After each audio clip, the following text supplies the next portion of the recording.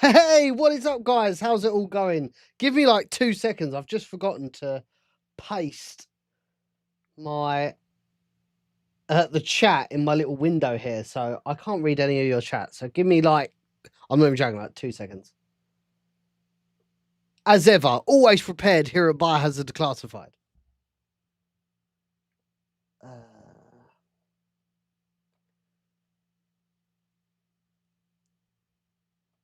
There we go.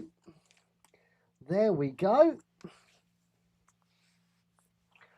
Okie dokie. How are we all doing, folks? Should we have some music on so it's not so quiet? I think we should. Let me just find a cheeky track here. Here you go. What's this?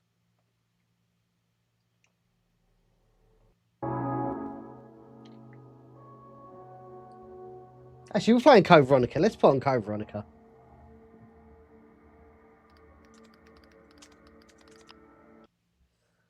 Here you go.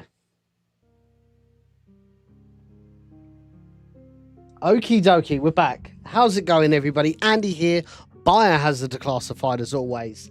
And man, we have had a very interesting 24 hours, let me tell you. Again, apologies, I haven't been streaming. We've been exceptionally busy.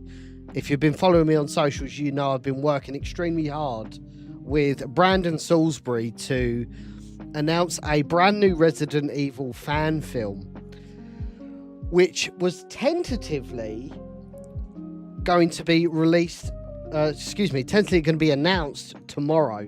We got a full press release underway. JJ is currently working on a video, and it's going to be extremely, extremely exciting. However, this has literally happened within the last sort of hour and a half. It appears, according to insiders, that the official Resident Evil trailer may be getting released tomorrow, which is absolutely awful timing for us, because it does mean that I don't know, I don't want to get it mixed up with the Resident Evil film.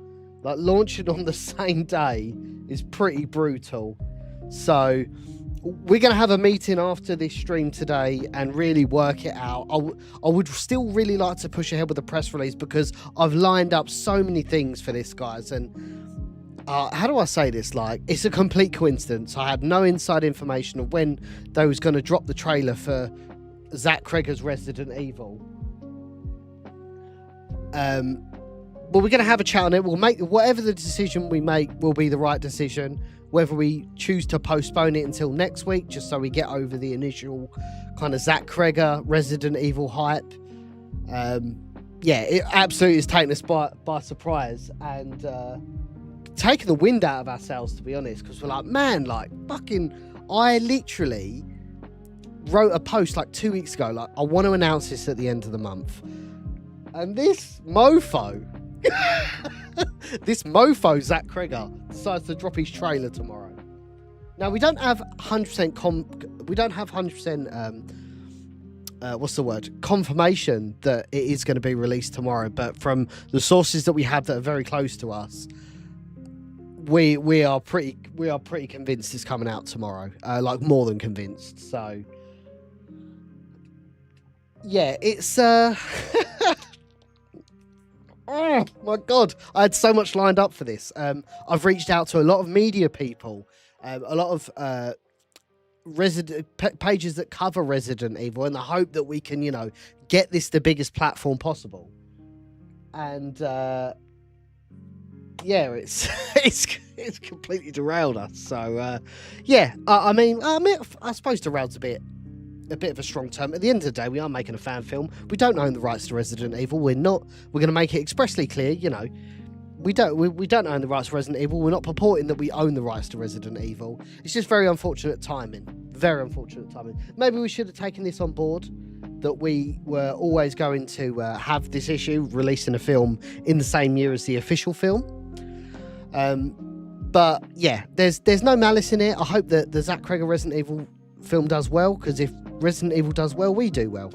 And more people watch Resident Evil, and there's more interest in our projects than the official projects. Like, not purporting that our project is better because it's made by fans. You know, Zach Cregger's a fan. At the end of the day, it doesn't matter what I think of his project and his Resident Evil. He's got the fucking license and the rights to make a Resident Evil film. So, don't really matter what I think in the grand scheme of things.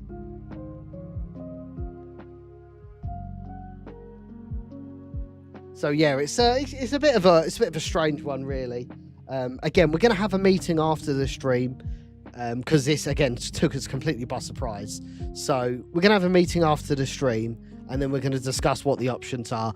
I'm very much in favour of just launching it anyway, because I think people are going to be very interested on what we're working on.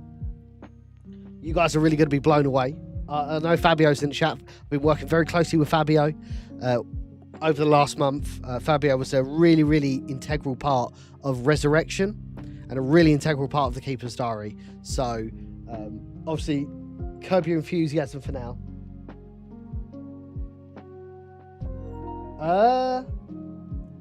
Resident Evil Wiki. I'm going to send you a message right now.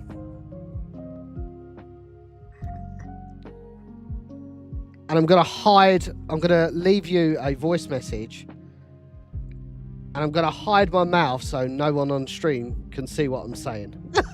Because this is a very particular source. So give me a second, guys.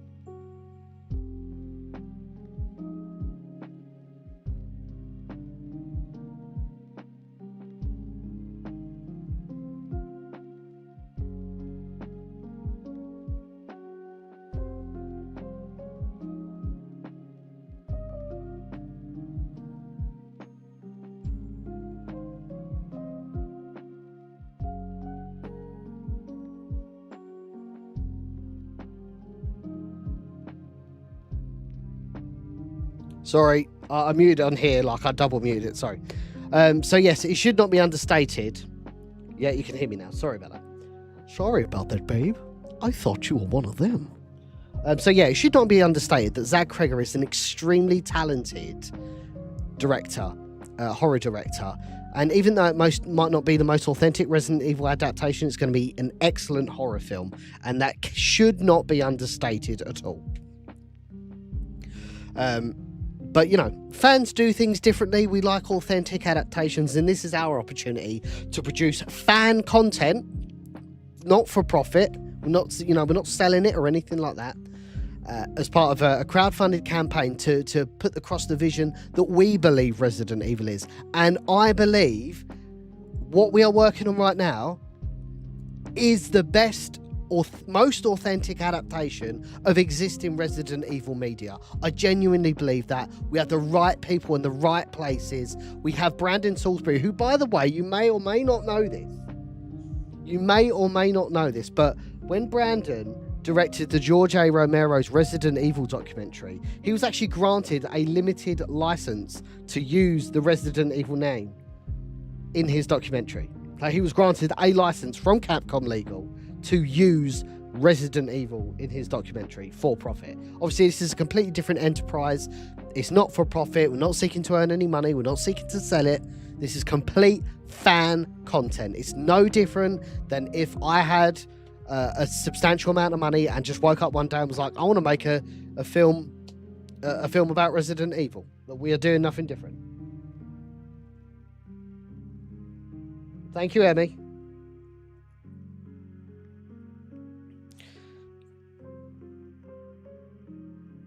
By the way, huge shout out to Shelley and Emmy for the resubscriptions over on Twitch. It is certainly appreciated.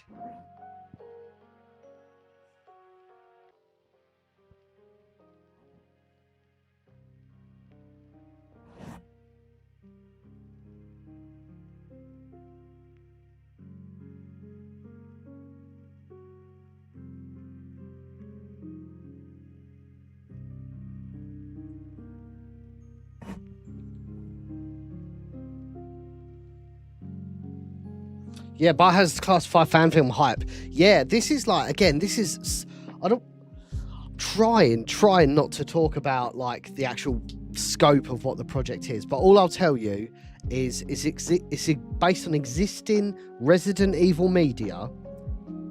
It's an original film. It's not being like, oh man, it's so hard to talk about it without giving it away. But you guys are going to be blown away tomorrow. Everyone that I've sent it to, and there's people in the chat that I've sent it to, both on YouTube and Twitch, who are completely blown away by the scope of the project. It's not going to be as big as Resurrection, making that very, very expressly clear. I was very vocal during Resurrection that I didn't want to do a $200,000+ production. Again, even though we achieved it, it takes a lot out of you. So, and it's a lot of responsibility to get right. And I would rather manage people's expectations, do things very, very risk. I'm a very risk averse person when it comes to spending other people's money, obviously. So, you know, people in good faith have given us cash to put together a serious production, and we have to do right by that. And we absolutely did by Resurrection, obviously. But when it comes to doing our next project, which will be hopefully announced tomorrow,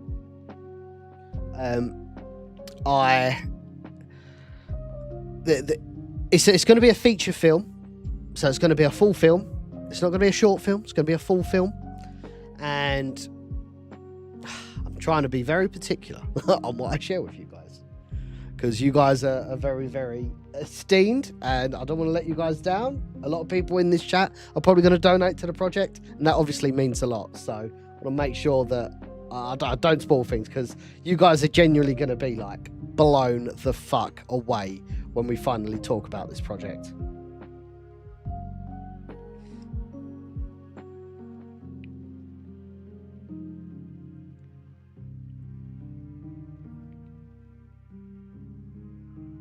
So for the people in the chat, and this goes for YouTube and Twitch, I have obviously had a chat with some people in the chat.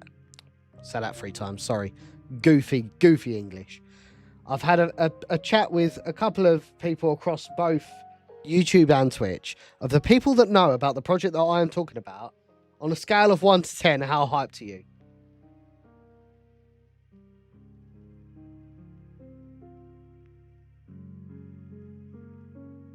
Because there's a few of you. There's a few of you in the chat that I'm seeing, which I have had very frank conversations about what we got coming up next. Let me know in the chat what were your initial thoughts, without giving it away, of course. That would be appreciated.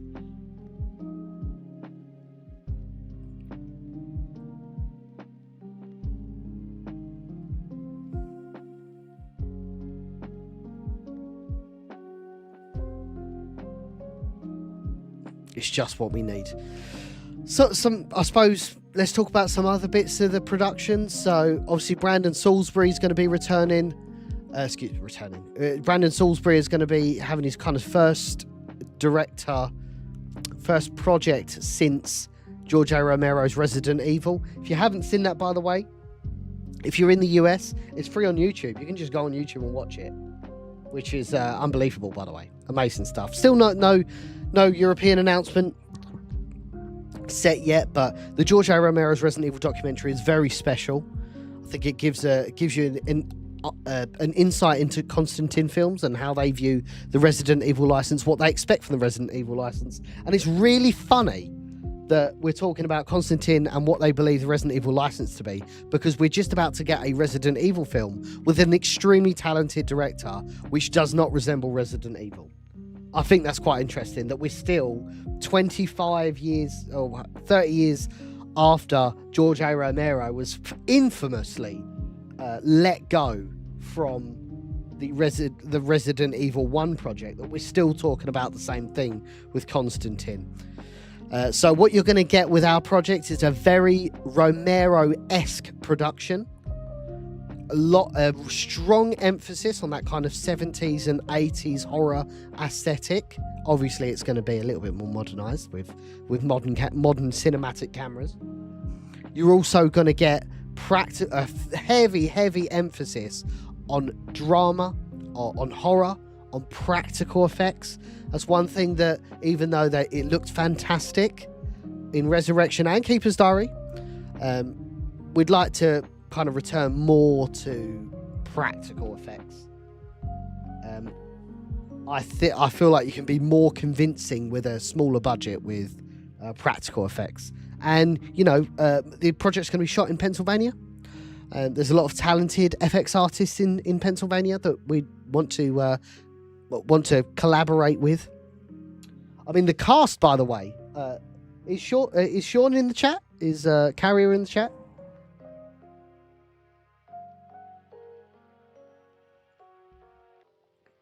Hopefully Carrier's still in the chat. I did see a comment earlier, Carrier, Sean. But we're hoping to get Carrier. We're hoping to get Sean involved in the chat. We've been reaching out. Well, I mean, I've been reaching out the last couple of weeks to a ton of different people for auditions. It's overall, it's going really, really well. Tons of excitement around the project. As I said, it's going to be shot throughout Pennsylvania, Romero country, of course. Looking forward to that. Once again, this isn't what I did on Resurrection. Keeper's Diary, I was a full-on producer. I was in the trenches. I was booking shit. I was making shit happen. Locations, contracts, absolutely everything with Keeper's Diary. It was really like me and Andrew Sorlow's kind of baby, the Keeper's Diary. And then Resurrection. At that point, I just had my daughter. Well, not me, my wife. My wife had just had my daughter, so it did make content creation a little bit more difficult because I had more responsibilities than just being a childless man. But I still wanted to contribute, still run the crowdfund campaign, still delivered all the perks to the people that donated in the chat, still did the screening in Vegas, hosted the screening, which I was very grateful for the opportunity, and generally very grateful for the opportunity under Andrew Sorlow. And even though Andrew Sorlow's not directly involved in this project, it must be said that without the framework that Andrew has had in place with the Keeper's Diary and Resurrection, probably wouldn't have the opportunity to do what we're doing here with the project that I nearly told you the name of, which is Extremely Dangerous. So yeah, huge shout out to Andrew for laying down the groundwork, and Andrew did amazing things with the Residents of Evil. Obviously, the reunion of the original actors was unbelievable, and then to turn that up to a level with Resurrection was very, very special. So yeah, can't have any higher compliments than what Andrew's done for the road. One thing about this one is we are not going to have, and really that is kind of a reason why we are opting for the smaller budget. One, I think we can achieve it on a smaller budget than Resurrection. Two, we won't have a reliance on star power. So, and what I mean by that is this is a story that is not set right now, and that we have the original cast like Linda, Greg, Charlie, etc. Like, we have to rely on our demonstrated history of success with Keeper's Diary and Resurrection, Brandon's demonstrated history of success with the projects that he has undertaken, and obviously Roe and Biohazard Declassified as a brand to get us through the other side, really. So that's another reason why I thought it was sensible to kind of bring the budget down. I think Brandon is a great utilizer of a buck. Some of the projects that I've seen Brandon and Tom undertake have been unbelievable considering the budgets that are involved. So I think if there's anybody who could utilize $1, it would certainly be Brandon.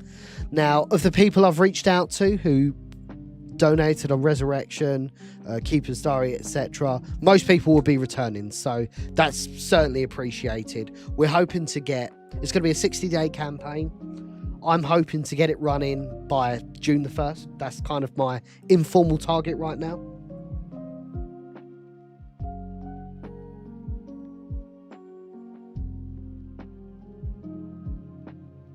Sorry, I'm just catch up on the chat, and like I've got like the world's smallest text, so let me just zoom in.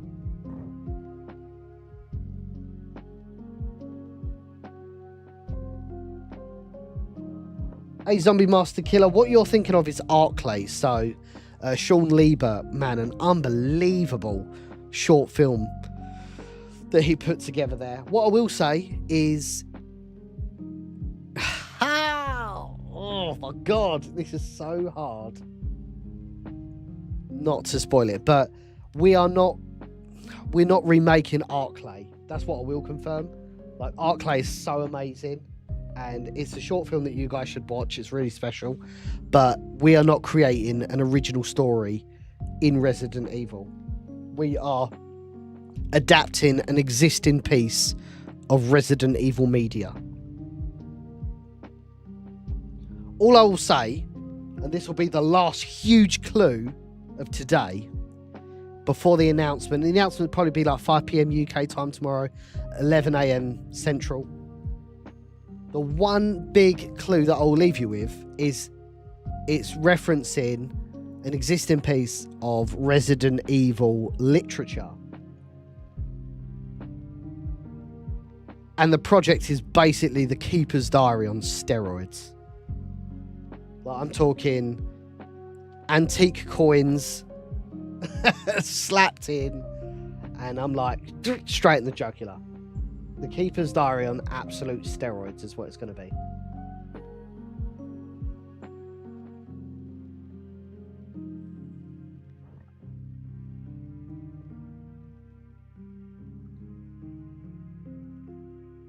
Well, that's what it's all... sorry, Carp Nocturne Productions. The path from guest interviews to full-on indie film is stuff of RE... is stuff of dreams for RE fans. But ultimately, that's sometimes what it takes. Like, 10 years ago, I had zero platform. You know, I streamed to like one person on my like personal YouTube channel. It just took an idea of really liking Resident Evil to then funneling that through social media, and then, you know, having Biohazard Declassified and having that grow. And then actually it's like, yeah, I'm really good at, I really enjoy creating live streams, etc. Why don't we turn this up again? Why don't we interview people from the past? Why don't we do podcasts? Why don't we cover the news? Like, you know, we've gone from this little meme page where all of our friends comment and laugh about funny things in Resident Evil to live streaming. Now we're creating non-fiction content in the space. And then one day we wake up and say, actually, do you know what? I don't necessarily agree with the direction that the official Resident Evil films are going. I think I am going to put forward an idea of what I believe Resident Evil to be. The community around us, I'm going to put it to market and say, I think this is what Resident Evil should be. I'm not purporting to be Capcom. I'm not purporting to be Constantine Film. I'm just a very passionate fan, and I want to see Resident Evil go in this direction. And I'm happy to set up an enormous campaign and all of the things that entails to put my idea together. And people enjoy that idea so much. People enjoy that idea so much that they put their own hard-earned money into it, and then we can deliver stuff like perks and hoodies and etc., etc., and everybody wins at the end. The way we're doing it right now is I think probably the best way of doing it. But it just takes an idea, guys. Like, I had some amazing people reaching out to me in the chat post Resurrection saying, I've got this idea for Resident Evil, but I don't have the platform. Guess what, brother? I didn't have the platform necessarily. Like, you just got to, if you believe in your idea enough and you think it's a big deal, no one's going to believe in your idea. No one's going to believe that your idea is a big deal if you don't believe your idea is a big deal. The reason why Andrew Solo was so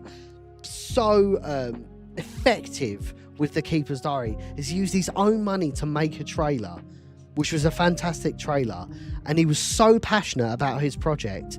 That passion rubbed off on people like me, and I was like, do you know what? I see your passion to deliver this high quality short film. I'm going to help you get over the line. And it just snowballed from there. And then obviously Resurrection happens, and that is just, you know, a scale above anything that has surpassed it. I must make it clear, guys, that when you crowdfund at this level, crowdfunding in general is something like 18% success rate. 18% success rate on Indiegogo. We are on track to do this a third time. We are 3 times that 18%. And I've got no worries that we will absolutely smash through the very reasonable goal that I think our upcoming project is going to be. It's going to be, as I said, on a less scale than Resurrection. But I think it's going to be achievable considering what you are getting. Keeper's Diary, what was that, $40,000? We ended up getting 55. And that ended up being about 15 minutes. This will be a feature film. You are getting a feature film for what we are doing. It's going to be really, really special. I'm genuinely looking forward to it. If you guys have got any questions about what we're working on, providing you're not saying, oh, what's the plot, I'm absolutely 100% down to answer any questions. Damien, the fucking boy himself, coming in with a 1-month membership over on YouTube. Thank you very much, sir. Appreciate your contributions on Resurrection, your future contributions on our upcoming project, and I'm grateful you're here, man. Thank you.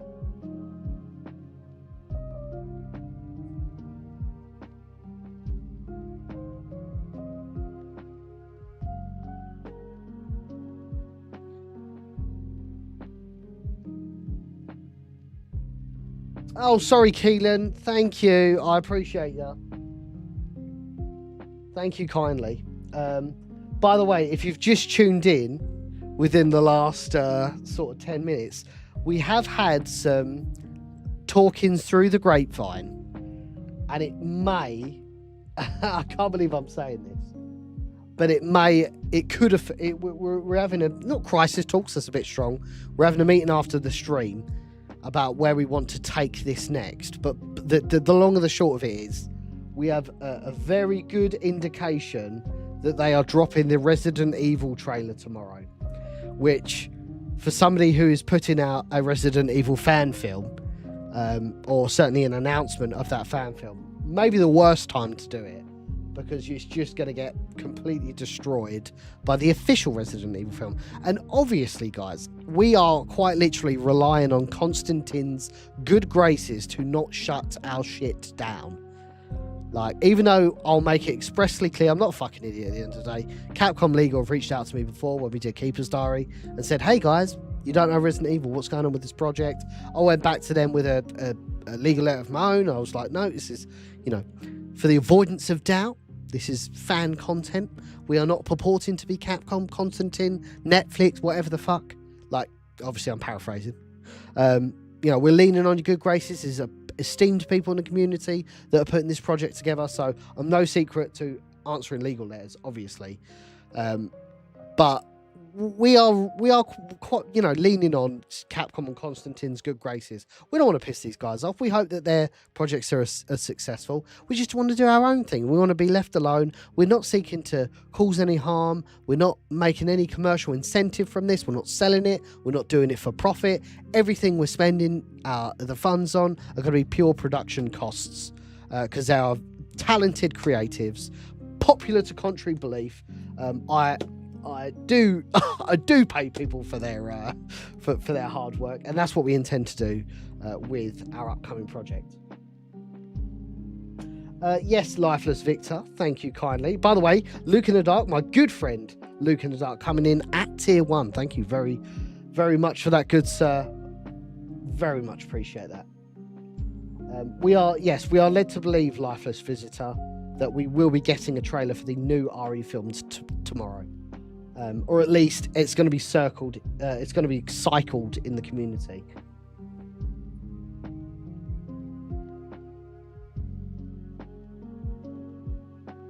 Let's go, Johnny. Thank you, brother. Hope you're doing well.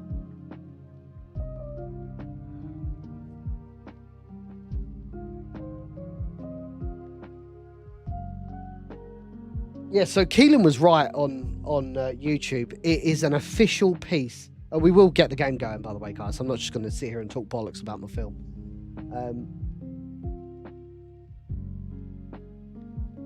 But yes, it is going to be it's an official piece of literature in the Resident Evil space. I think you guys are going to be shocked, man. It's just like, when we announce it, I guarantee you guys are going to be like, why on earth did Capcom or someone not do this earlier? It's there for the taking. And once again, it's like fans picking it up and making something of it, which obviously we're happy to do. I'm living the dream if we get that across the line. But yes, the more I think about it as the day goes on, I think, man, like, this is so open for somebody to pick this up, and no one has ever done it. So we're going to do it, and we're going to do it to the absolute fucking best of our abilities. And we've got the right people in the right spots to make a project of this size and magnitude possible, whilst kind of maintaining its authenticity. It is going to be an adaptation. It's not going to be a word for word, shot for shot, like, for example, Keeper's Diary was, even though there was a couple of scenes in there that we took some creative liberty with. It's not going to be 100% word for word as per the literature, because the piece of literature that we're talking about was written a long time ago, not in English, and that was a big clue. So we've taken a lot of the silly stuff out of it and some of the fluff that's in it, so we're making a nice and by the way, this was written at, I don't think I can say that. I think that'll give it away. I'll hold back from finishing that sentence. Yes, so basically, like, we've removed a lot of fluff of it. We've got a very concise, beautiful script that is on its 6th revision right now. We'll probably keep revising it until we actually shoot it, because there's just more and more ideas that are coming through. But yes, we're looking forward to it, is what I'm trying to say.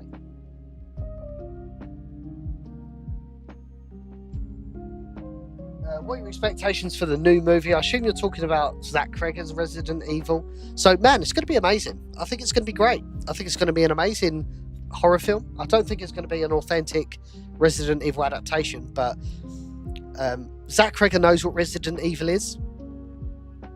He's a fan of Resident Evil. Obviously, he has to put his spin on it to appeal to a more casual audience. I don't have to do that with my fan film. It's by fans for fans. So yes, I think it's going to be good though. Absolutely, it's going to be amazing.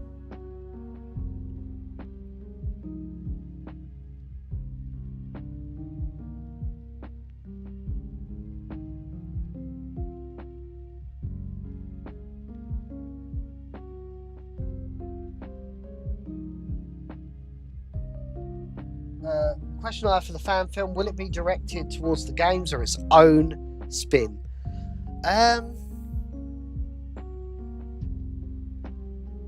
Yeah, I mean, obviously we are using the games as a baseline, as a basis for the film. So it was written at a very particular time, the piece of literature that we're adapting. So yes, now obviously Resident Evil is over 30 years old now, so we can take what we've learned about these established characters and kind of retroactively apply it, if that makes sense, and make it.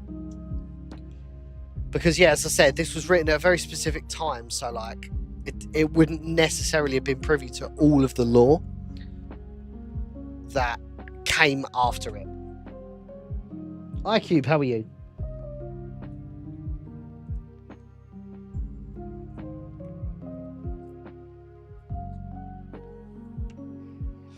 Okay, we'll have a quick check of socials.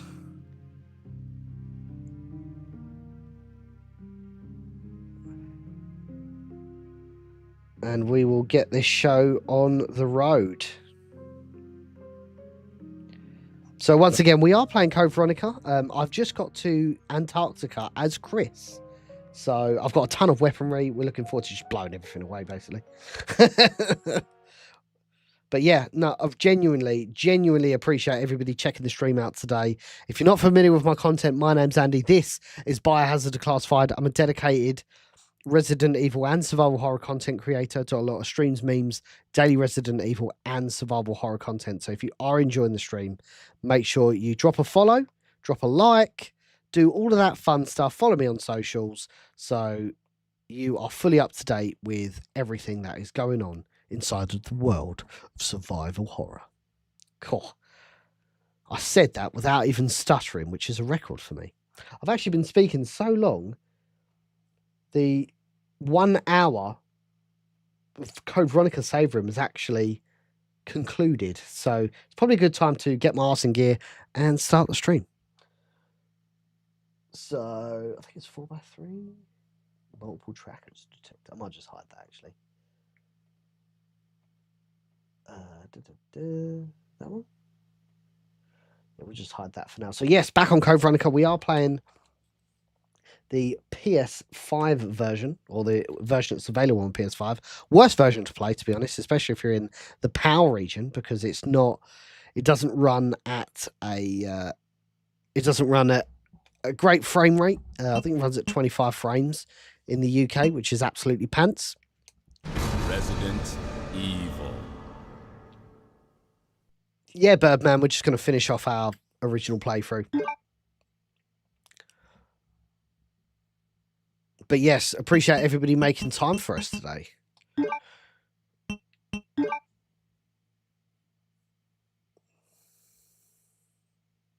Steve. Let's go, Shelley. You should go to sleep, though.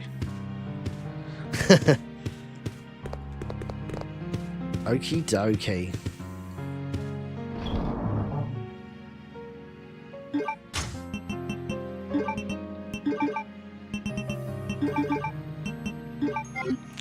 Right, so we're pretty much out of this now. I'm going to pop this away. Keep the shotgun for now.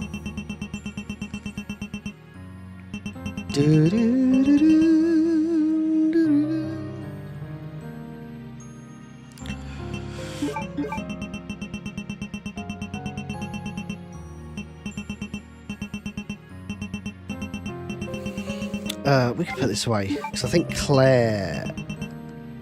I think Claire's got the machine gun. I think I left it on her. It's really funny you get assault rifle rounds.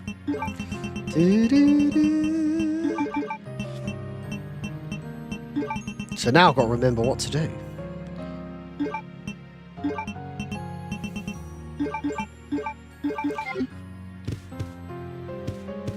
Oh, you've got the paperweight from there, didn't we? So let's go. Whoa, Chris! Coming in with 5 number of gifted subs over on Twitch, blasted through the hype train. That's certainly appreciated. We're getting gifted subs from Chris, playing as Chris. What's going on? Thank you very much, sir. That is certainly appreciated. Thank you for joining us on this very special edition of Biohazard Declassified. Bollocks. Oh! Oh, I forgot about that.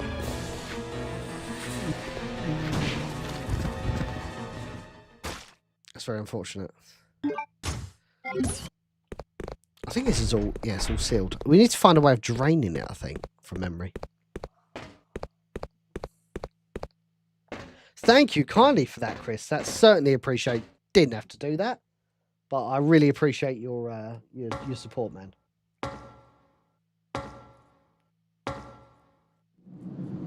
The Mind Master, how are you? Great to have you in the chat. I ain't got no clue, darling.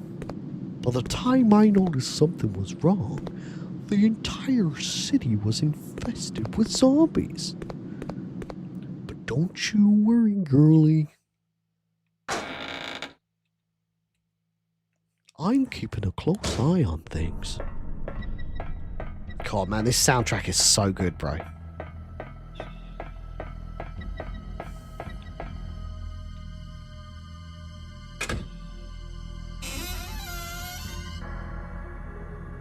Hey, Penganara, absolutely. And I've said this all along, actually. When I found out that Zach Cregger was involved in Resident Evil, I was very, very, like, you know, this is a huge deal. I forgot what was here, actually. Oh, yeah, this is the power ring. It's a huge deal. Please watch Barbarian, because it's very Resident Evil. And if he makes a film in that regard, you're on to a fucking winner chicken dinner. Howdy indeed, Kyle. How are you? How are you, sir? Appreciate you dropping by.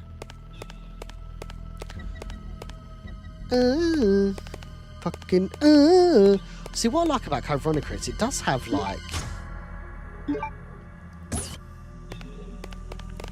It does have, like, very unique zombies. Oh, man, I forgot about this.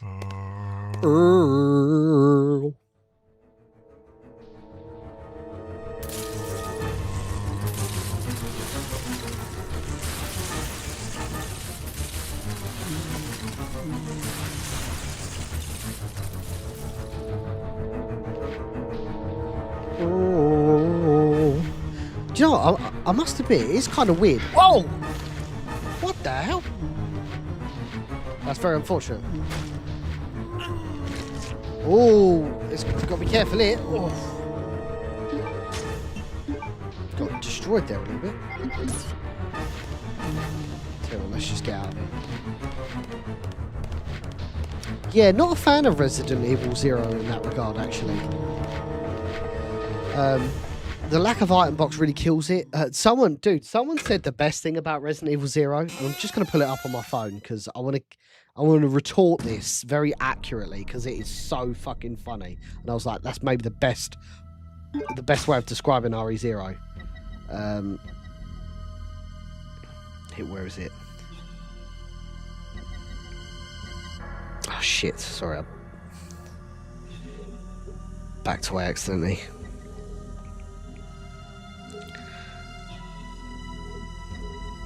Oh fuck! Where is it? It was so funny. Oh, here you go. This person called Viperwave on Twitter. They said, watching a friend play Resident Evil, and I'm really impressed that someone built an entire game around the experience of trying to take a TV up a flight of stairs with another person. That is maybe the best description of Resident Evil 0 I've ever heard.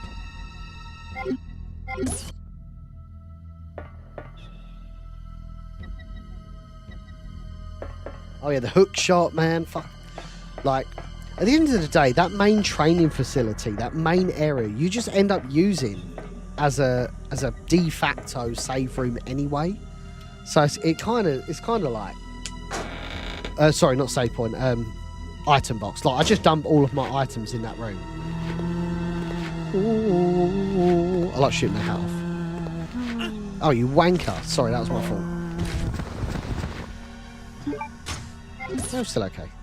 I actually do have a lot of gear on me as well, so... Ooh, ooh.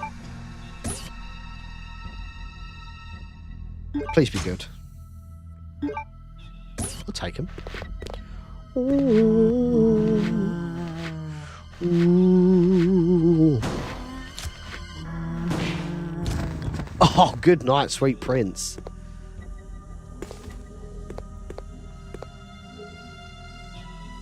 Oh yeah, so you can't use that. I think there's some herbs around here, actually. Maybe I was wrong. So we've got a Duralumin case again. Lovely. Billy.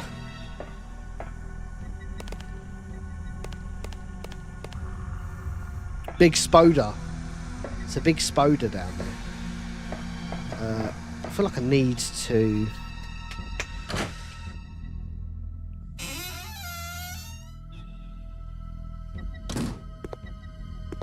Oh no. Not this again. What? What? He's here? Wesker?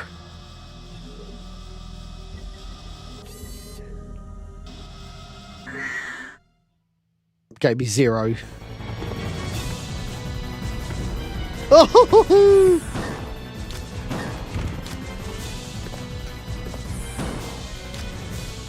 Oh, got reload, bro. That's never good.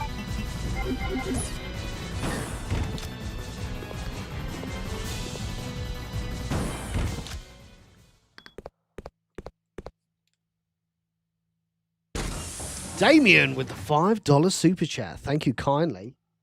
Let's remove the item boxes. Yeah, great idea. And now I've got a forest that looks like a yard sale. Oh man, it's double. And I'm actually really happy that there was an item box mod for the PC version.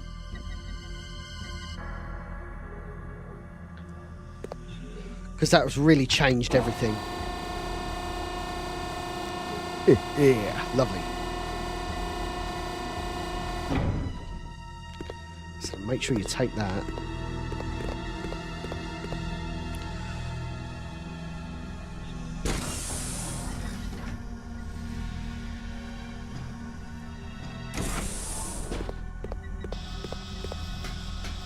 Yeah, what if Lara Croft and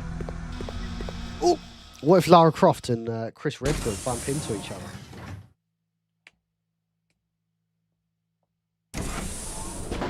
Dude, Metal Gear, man. Metal Gear. Snake, what's wrong? Snake? Snake! So there are hunters in this area, so we do have to be careful.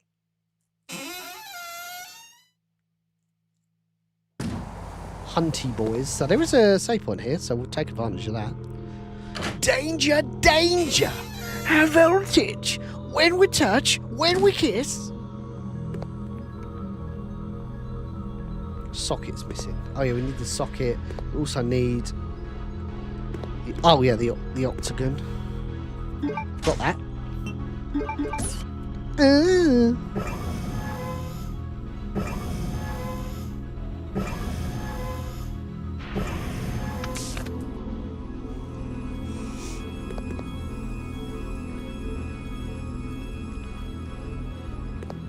Man, this game's so bloody dark, dude. I can't see shit. Oh, here you go.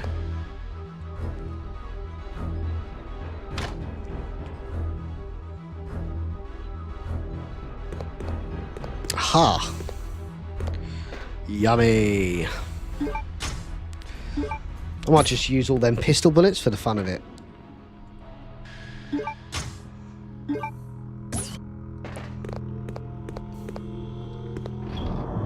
Oh, some shotgun rounds there.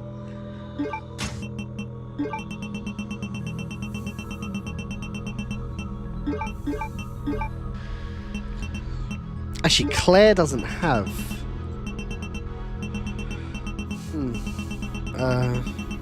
Oh, she does. She kind of has the bow gun. We can use the bow gun, can't we? And she has the assault rifle, actually. So, yeah, she should be fine.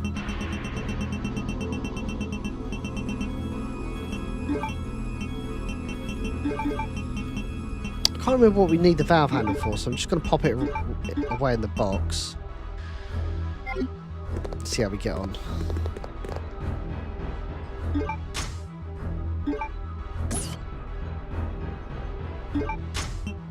Why don't you understand, Chris? Do you really believe that the world is worth saving?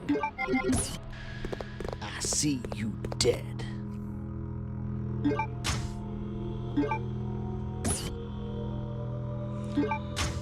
Oh, let's have a sip of some orange juice.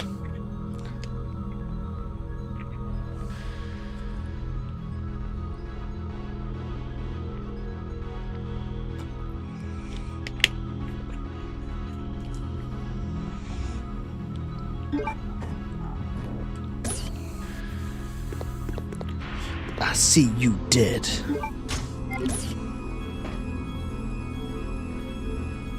Hey, Tanuki City, how's it going? Great to have you in the chat. Welcome in. Man, this is probably one of the more reactive streams that we had, and Sunday. Oh, you wanker!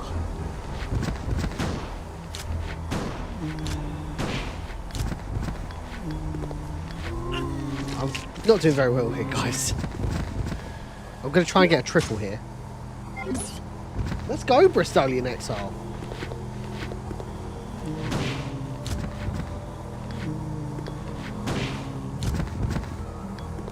Good night. Oh, it's free of it. Hemorrhaging health here, gang. 7 minutes is all I can spare to play with you. Oh, fuck.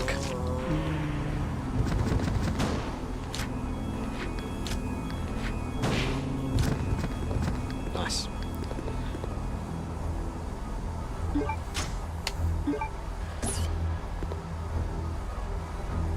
Seven minutes. 7 minutes is all I can spare to play with you.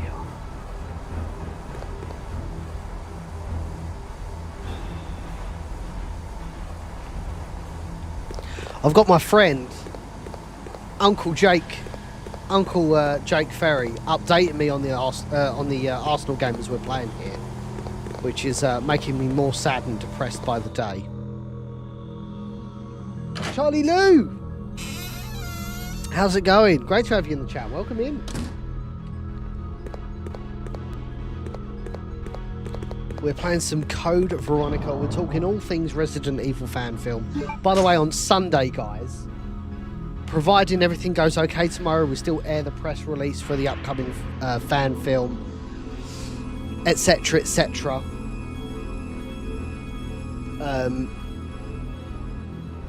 Sunday stream is going to be dedicated to my upcoming film. We're going to be doing a Q&A. I'm going to be playing an old school Resident Evil game. You guys are really going to enjoy it. Okie dokie. I needed the empty extinguisher. Where is that? Empty extinguisher. There we go.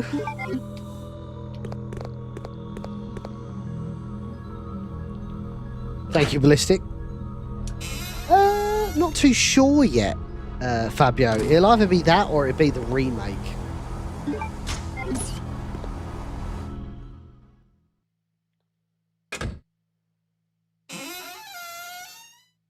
Thank you, Charlie. I appreciate that. Just out of curiosity, and this isn't a farming exercise, like, obviously there is no obligation to support our projects, monetarily, of course. You can just watch the film when it comes out on YouTube, but for free of charge. But we certainly do appreciate the people that have helped us get over the line. Who here in both chats contributed to either The Keeper's Diary or Resurrection, or both? Let us know.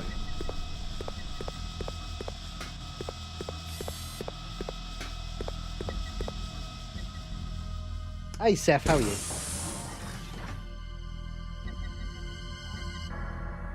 And if so, what did you get? What perks did you get? Did you get the backer credit? Did you get the Blu-ray? Etc, etc. Let us know. You have to... It's an extinguishant.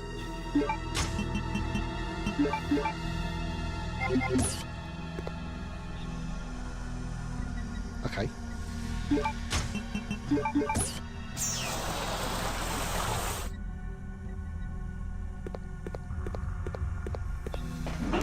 Can't remember what to do up here. Let's have a quick look.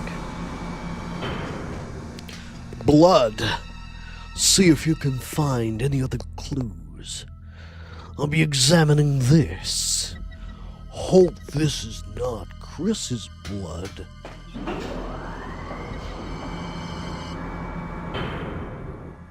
I think you meant bald, handsome cowboy in the bar scene.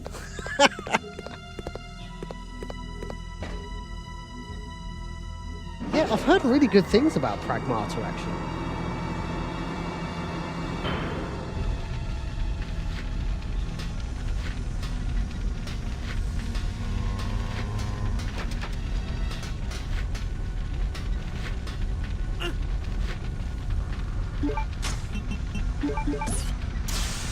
Bro, Capcom are on the roll of an absolute century right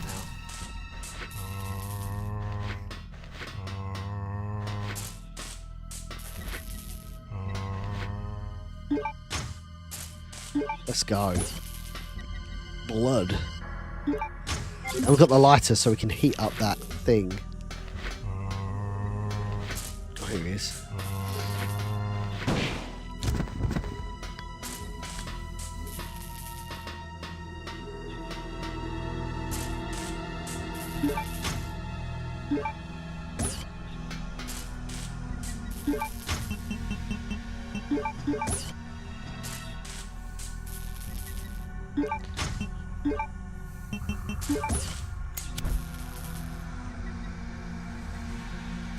Do you know, does it seem like the most sensible thing to do? Bearing in mind what Chris Redfield's been through, to set up, to light something heat sensitive next to quite clearly missiles. Crazy work, man. Or some sort of deployable payload, which looks flammable. Yeah, Code Veronica Remake is 100% coming next. Take it to the bank. Hey, Raccoon City Pizza! How's it going? Great to have you chat, bro. We probably won't do Vegas again, but we will do another location. That will be certainly a stretch goal. I think that was very fun. I think people enjoyed that. People like that kind of personability of going to an exclusive event. I'm sure you guys enjoyed it as well, actually.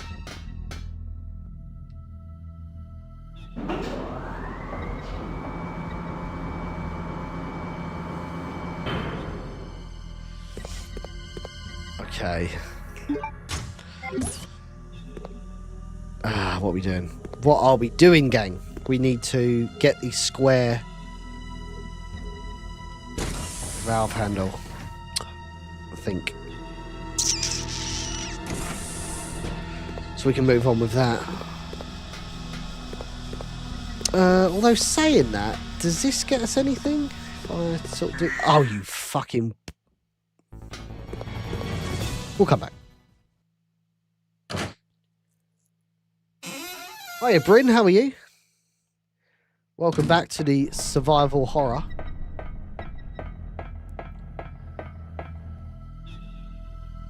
Oh, you need the crane key. Of course we do. Well, we'll sort that out in due course. Can't even think where you get that.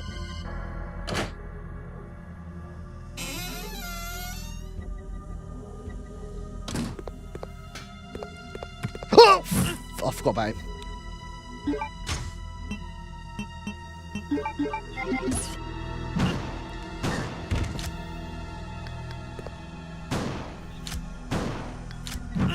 Oh, I'm gonna die. Fuck. Gotta be careful here. There you go. That was all my fault, to be fair. I did not, Thompson. That was all my fault. I am Vincent. Finkel is Einhorn. Einhorn is a man.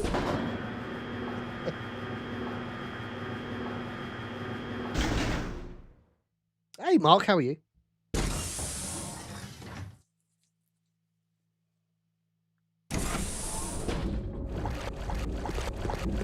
I think there's some naughty boys over there. We will ignore them for the time being.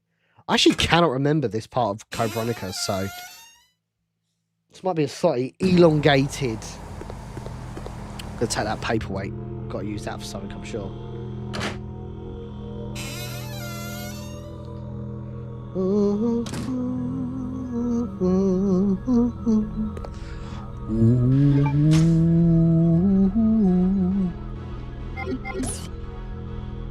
Right.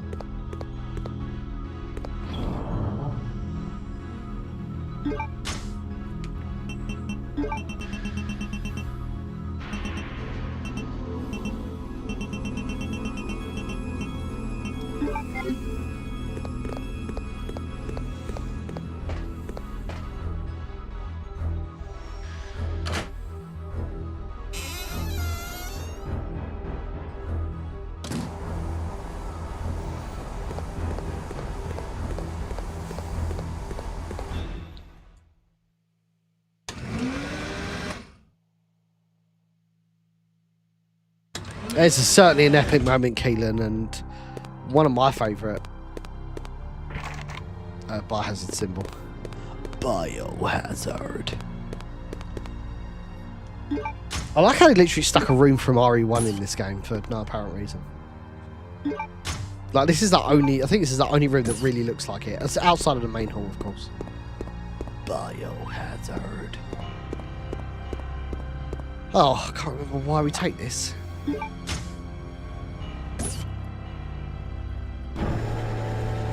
What are you giving us? Oh, hello, Daddy.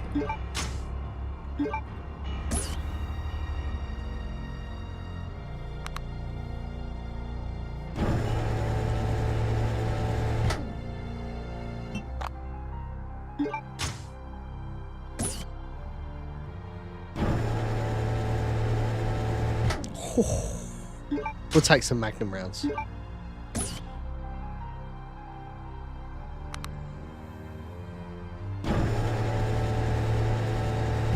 I actually think we get rid of this. We get rid of this paperwork in a sec.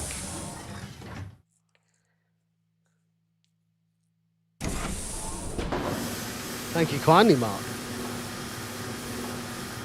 You know the score, brother. You know the score. We streamed for an hour already, but I feel like I've only been streaming about 10 minutes. Talking a load of shit before the stream, I think.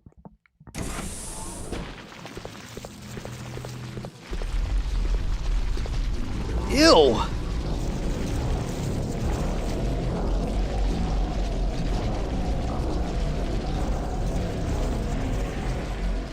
Fucking weevils and shit.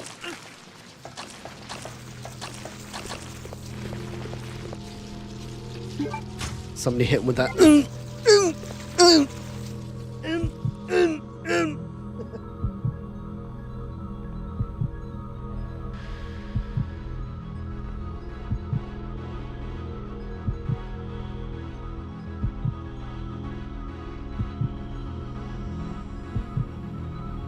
This was Alexia's room.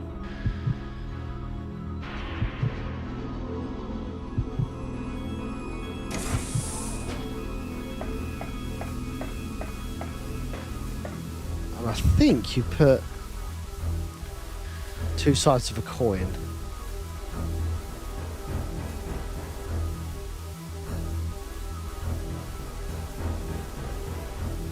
Oh, fuck.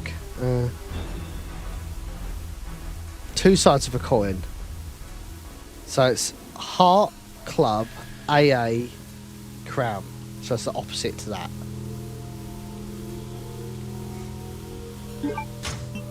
So it's going to be AA, crown,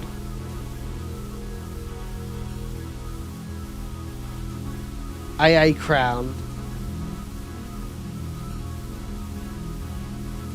heart, AA, crown, heart, spade.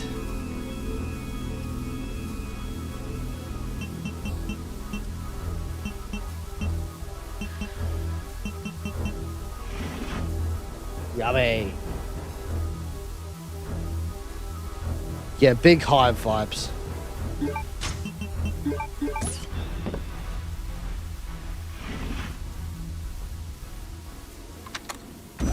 Once again, huge shout out to Chris for dropping a big boy subscription over on Twitch. 5 gifted subs in the chat. I certainly appreciate it.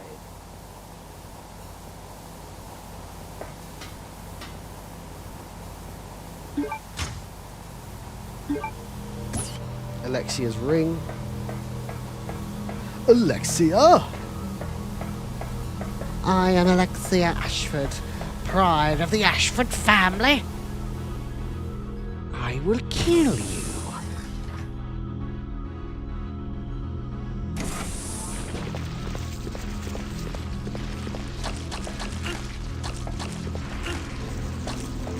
We'll pick that little thing up in a minute. I can't remember what's in this room. God, I'm getting roasted here.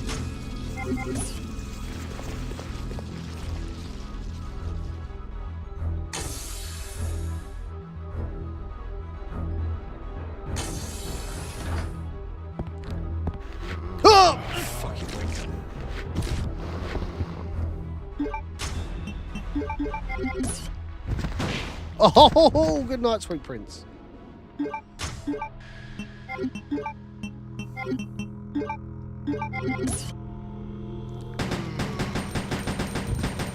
Good night.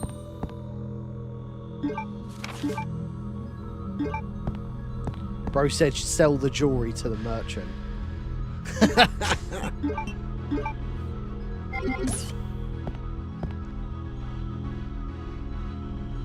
Alcohol lamp. So do we use the lighter?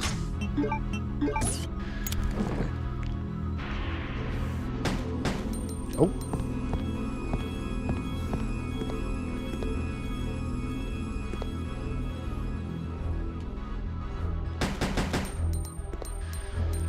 Oh, that was always going to happen. Ooh.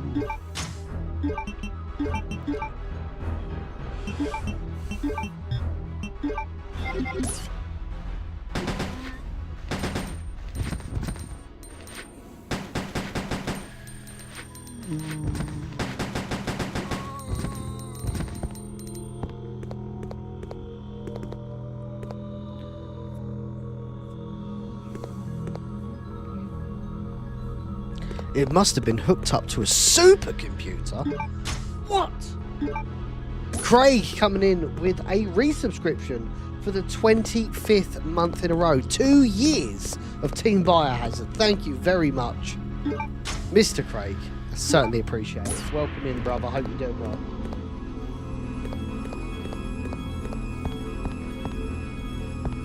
Man, time's flying by. There are people in my chat that have literally been watching me for like 6 years, 7 years, just in my corner, like the fucking little cheerleaders in Cars, man. You know, Lightning McQueen, Lightning McQueen, and they're like, watch me be this like 24-year-old streamer who just likes Resident Evil to be in like, you know, creating films and shit. Crazy work. Yeah, dude, ultimate hype man. I like to think of myself as more than a hype man though. Like I've been I did a lot of things, even though my role on Resurrection was a bit more limited than I could be. Mainly because I just had, you know, I had my daughter the year before, and I was being, you know, it would have been unreasonable for me to like leave my wife to shoot Resurrection at such a critical time in our daughter's development. So that's why I opted to basically say to Andrew and Beggy, like, I really want to help out, but it will have to be a lot more limited than what I offered on Keeper's Diary, which is obviously a full-on, you know, producer role in the trenches, etc.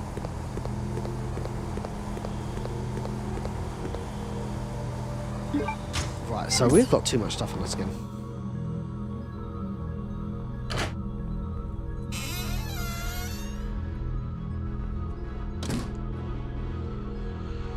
But, you know, with our upcoming film, I'll be back doing full producing, which I'm really excited for. Take it to another level. It's going to be so good. I'm so looking forward to it.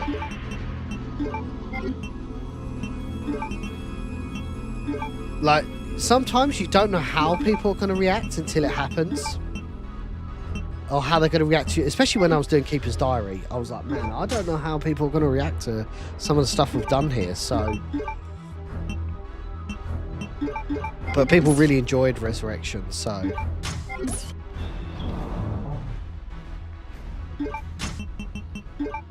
excuse me, Keeper's Diary. And that was really wholesome to see. If you need stuff 3D printed, I am your dude. Do you paint it as well? Or do you just print?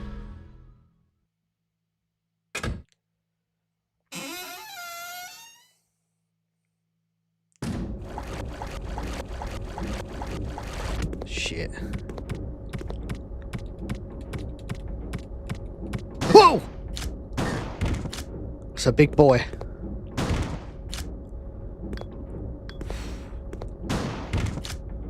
It's a big boy. Is that it? He's dead.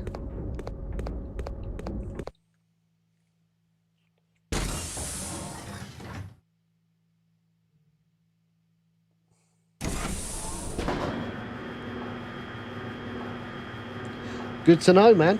That's good to know. Very good to know.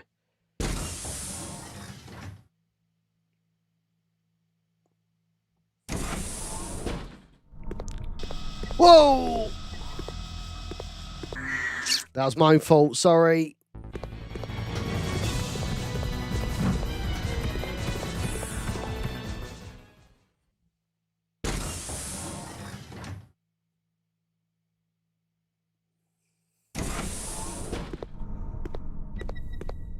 Yeah, so it's a pretty funny story how this all come about, actually. So after I shot The Keeper's Diary, I was like, I've always had a feeling of doing a film like the film I'm just about to do. And I'd spoke with people in the community and they were like, yeah, that seems like a cool idea. And then JJ had a similar idea for the same sort of project. And then Brandon had an idea for the similar type of project. And it was like, oh, actually, we could really like combine all our efforts here. You know, we've got no crowdfunded project on the horizon. Obviously, Resurrection has been a slam dunk. I think it's up to like 650,000 views in just over a month, which is absurd. Absolutely absurd, by the way. Thank you, everybody, for getting us over the line on that. Oh, shit!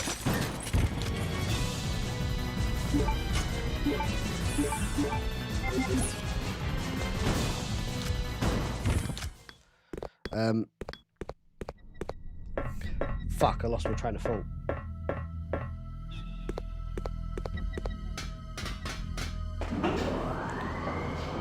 Fuck, lost my train of thought. Can't remember what I was talking about. So yeah, sorry, Brandon had the idea for it, and I was like, man, we have we've got a huge platform here. Obviously, I'm keen to get back into the game. You've got Brandon, who's like a time-served director, and is literally the only one out of all of us that actually has made a Resident Evil film with the Resident Evil license in George A. Romero's Resident Evil documentary. There's something here. There's something we can do here.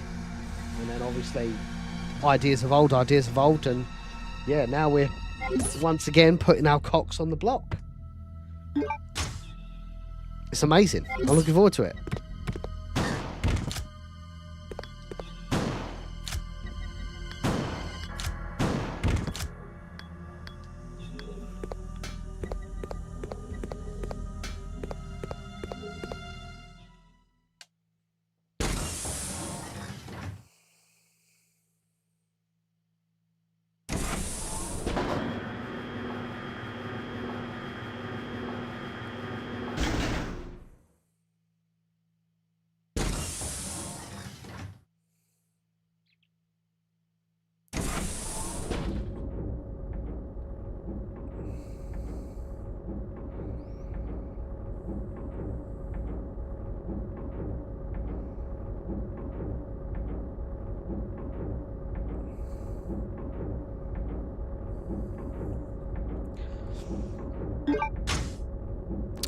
Righty.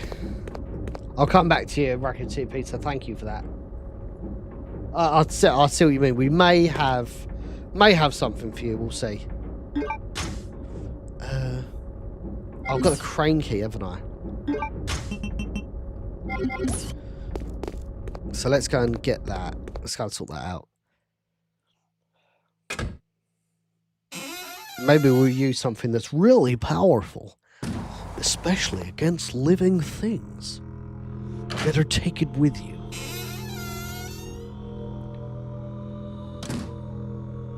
So do you model as well, Raccoon Peter, or do you just print?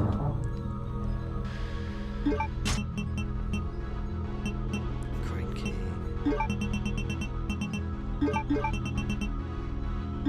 It's really powerful, especially against living things. Better take it with you.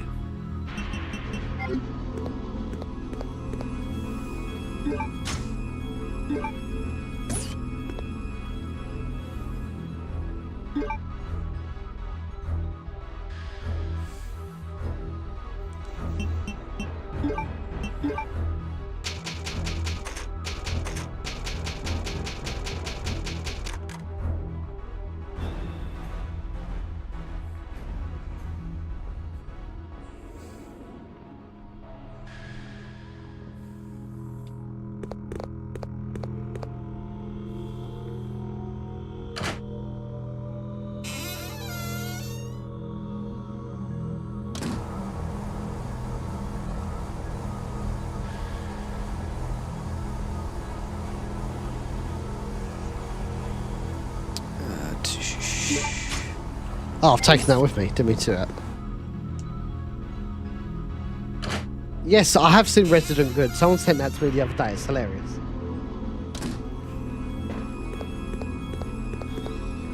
I'm gonna be honest, guys. Like, this may be like the most controversial take. Bearing in mind, I've been beasted on socials more often than not for my usage, but I generally don't mind AI usage. I've never minded it. I understand people's rationale behind the ethics of it. I do get it, but I also think, you know, how far does it go? Like, the clothes we're wearing, it's probably made by someone in like some sweatshop in Southeast Asia.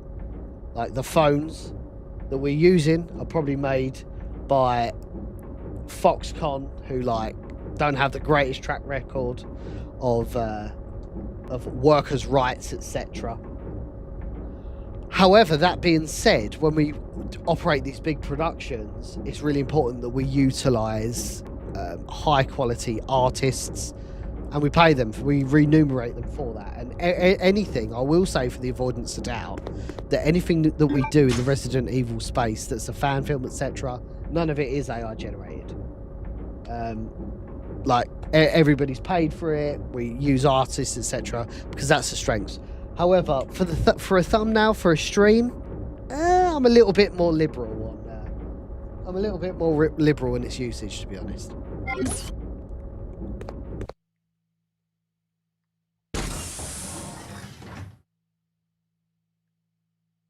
That's a great point, Craig. I don't think so.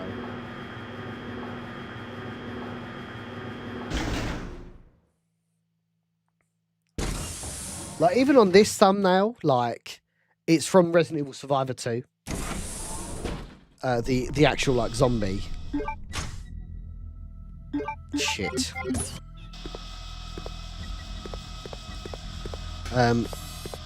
But I had to do a bit of upscaling because it just looked really bad. Oh! That's my fault. Oh, he's right there. Yeah, I think it is. I think, like, as much as I kind of understand and sympathise with the rationale, like, it will get to a point where people that are against AI arts, etc., they just start becoming, like, vegans, really. It just starts getting a little bit, like, annoying. It's just like, I'm sure the same people said the same about Photoshop 20 years ago. Oh, why can we manipulate? I'm sure the same people said the same thing about film and digital and like actual film and the conversion to digital. Oh, they're taking filmmakers' jobs. Like, you just have to pick your battles. Like, obviously, if we are asking for huge... Hang on, let's watch this. Who could have done this?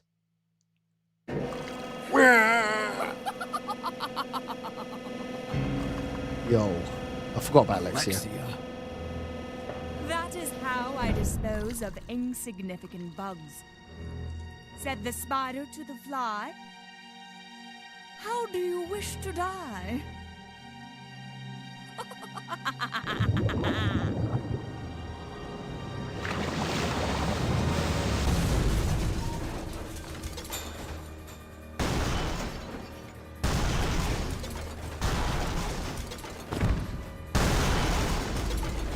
Big boy Spoda. So yes, I've saved it, by the way, so we're all good. So yes, I guess what I'm trying to say is you just got to pick your battles with AI. Like, yes, generally, I don't think we should abuse it and use AI for absolutely everything, of course. We don't actually need to fight this thing, we just run away. I don't think you get anything for it.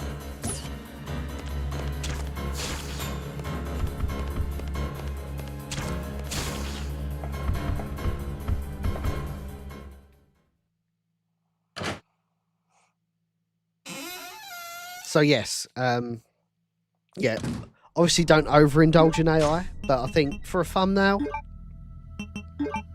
for a throwaway thumbnail, for a video that, you know, you probably won't make your return on investment anyway, like, why does it matter? Genuinely, why does it matter? Do you really care that much? I don't think so.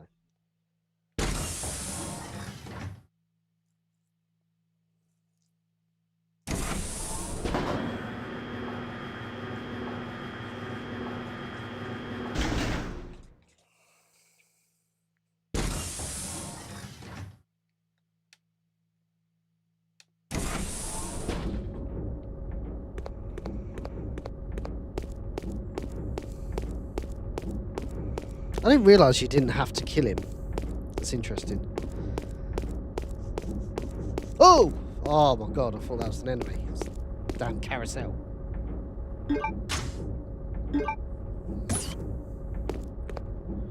Like, I use AI quite a bit at work for specifically. So I deal with a lot of contracts every day, construction contracts. And I'm very much a big believer in AI. I think, you know, I could spend my whole day researching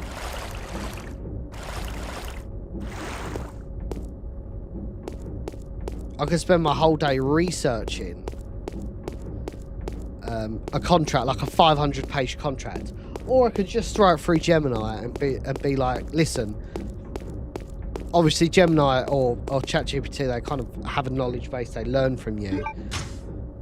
Why can't I just say, you know, oh, listen, this is where we're at with this contract. These are the things I'm concerned about when it comes to construction contracts.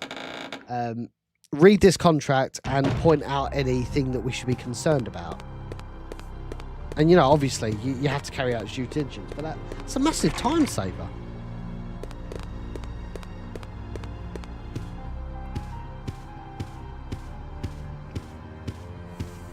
Resident Evil. This room is absolutely Resident Evil.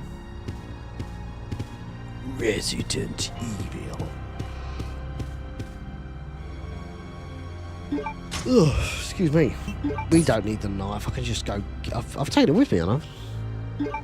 Yeah. We'll cut Claire down with that. Claire!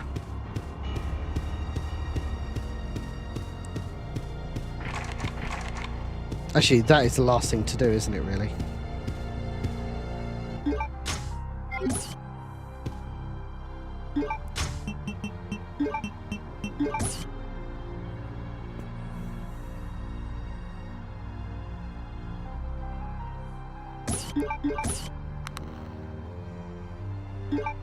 Well, I can't remember what you do with this. I think, do you attach it to some sort of dragonfly?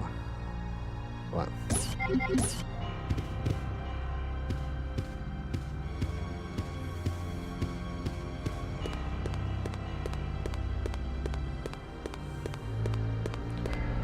Claire! Claire!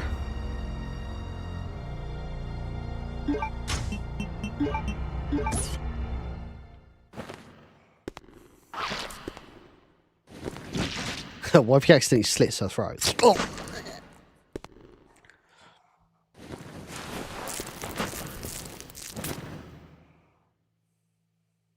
Claire.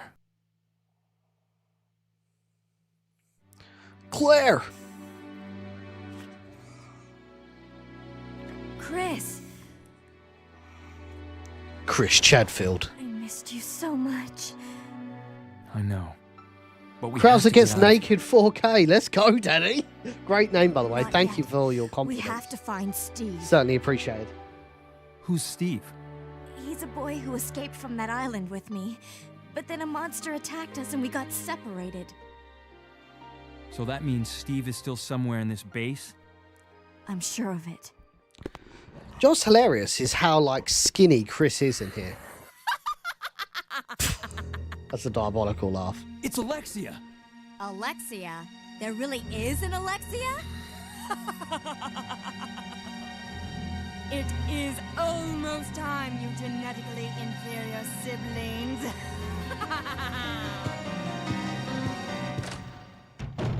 After her! She might know where Steve is. Let's go.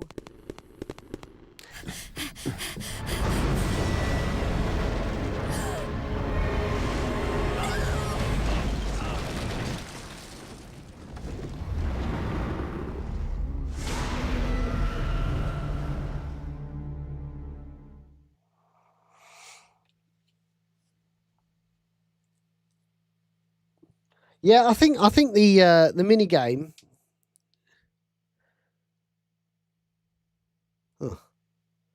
The mini game will be Mercs, 100%. Chris! Hope you get a special weapon. That'd be cool. No! Just go. Just I'll go. be fine.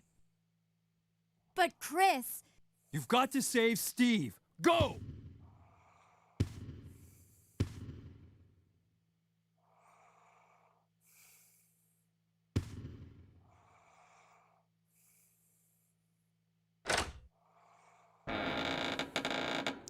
Oh man, I just realised.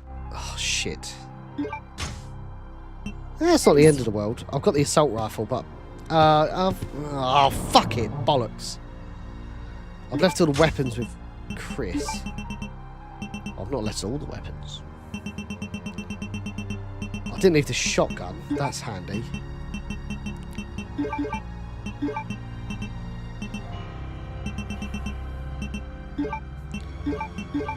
Okay, so we're actually not too bad.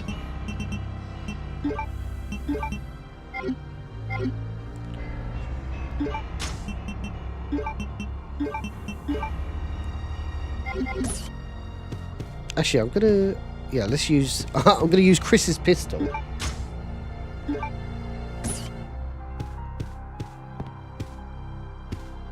gonna leave those herbs there.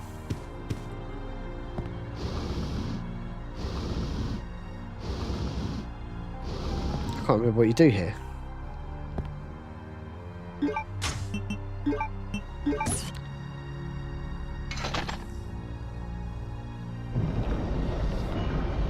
Oh yes, very good, very good. Although Chris has got him, so that's not that helpful.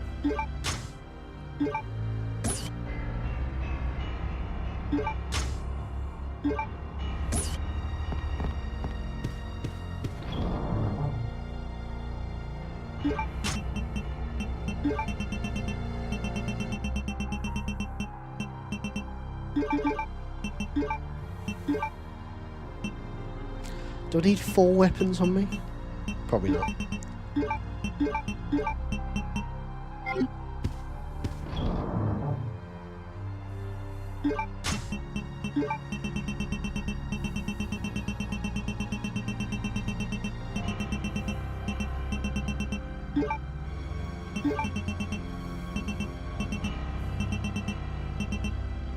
There's a shotgun. Did he take this? Oh no, idiot. It's hanging on the wall. As you can tell, it's been a long day for me.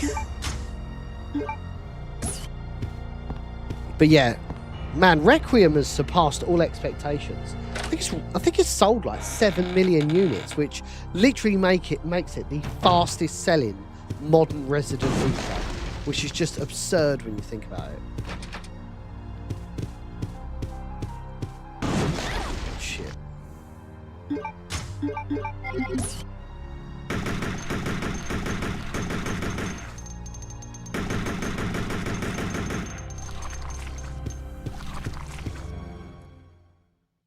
Hey, Ryan, how's it going, man?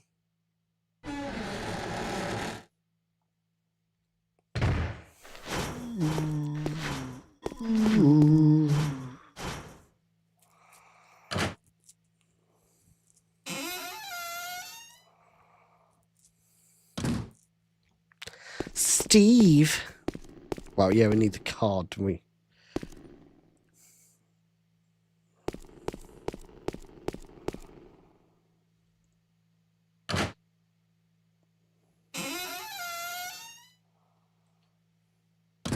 Yeah, I mean, I must admit, I didn't think Leon was the poster boy for Resident Evil, but it's kind of hard to dispute now. Like, the 2 top Resident Evil games of this generation are going to be Resident Evil 2 Remake and Resident Evil Requiem, so the numbers don't lie, and they spell disaster for you at Sacrifice, Samoa Joe.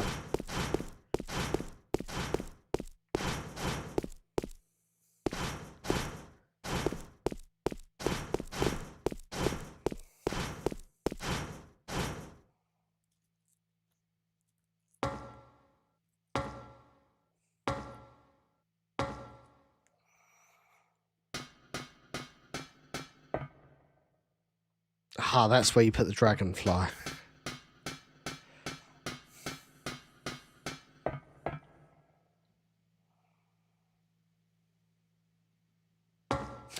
Ramon Salazar. Mi amor, Ramon Salazar. Mr. Kennedy.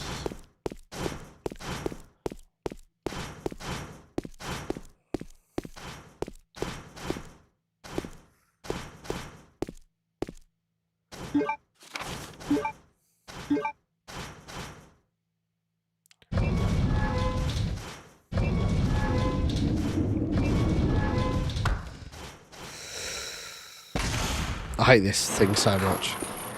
Ugh!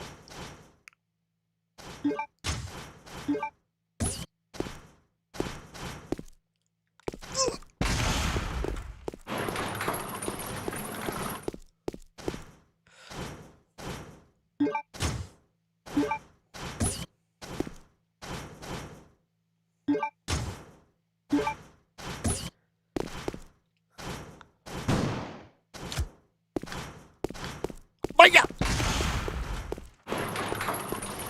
Ah!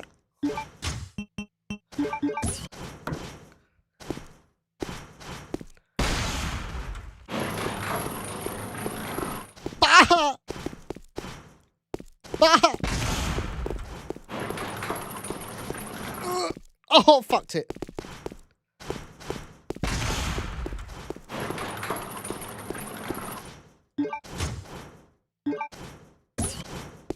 Oh! I hate that so much.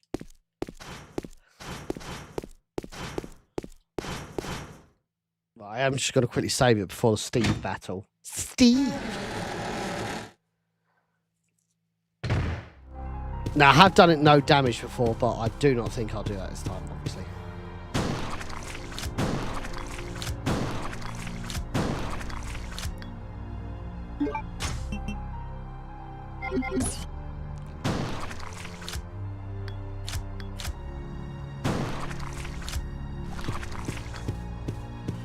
Ramon Salazar.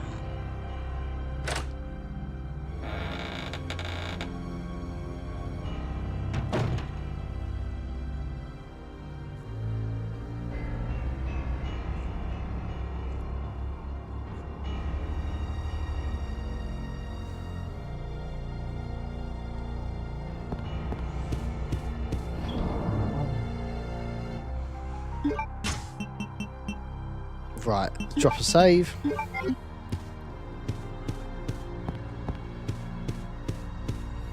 Where is the save point? Am I being an idiot?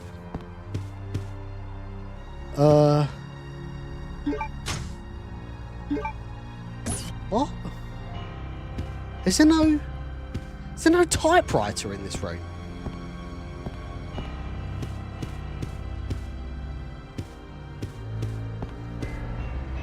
Oh? Oh, that's a problem. That's not the end of the world.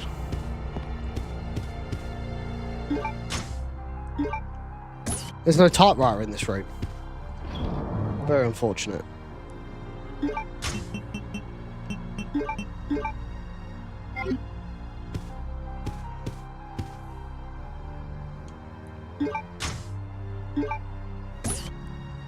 Oh yeah, sorry, Craig. I'm being an idiot. Of course, my insanity runs on YouTube.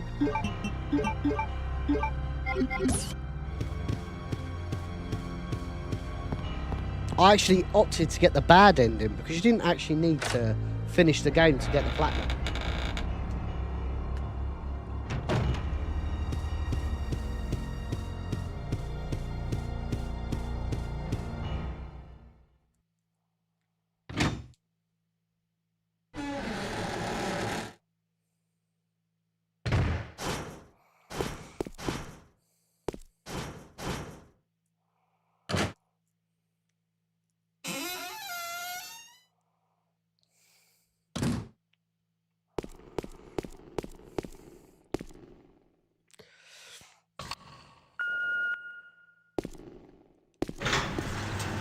Okay.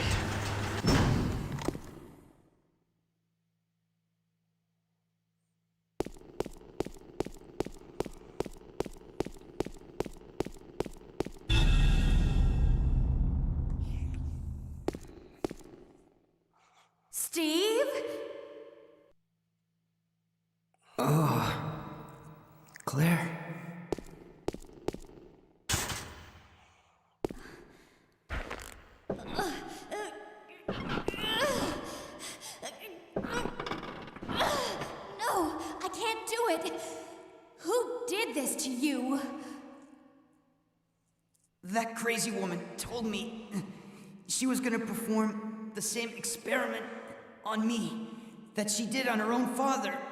She's completely insane.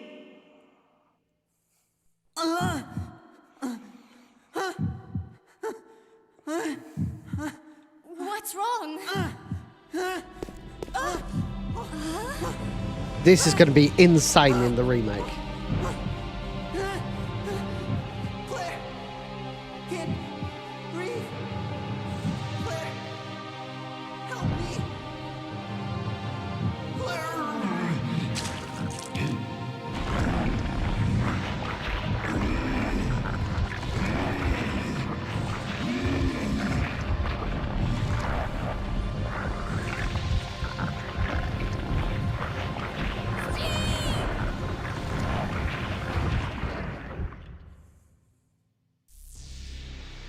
Oh boy. No, wait! Oh boy.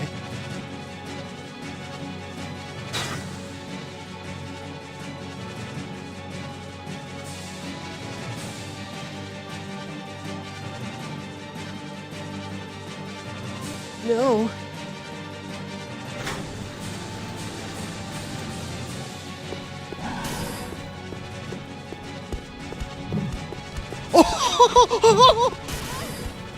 Oh, oh, that would have been so good. Oh.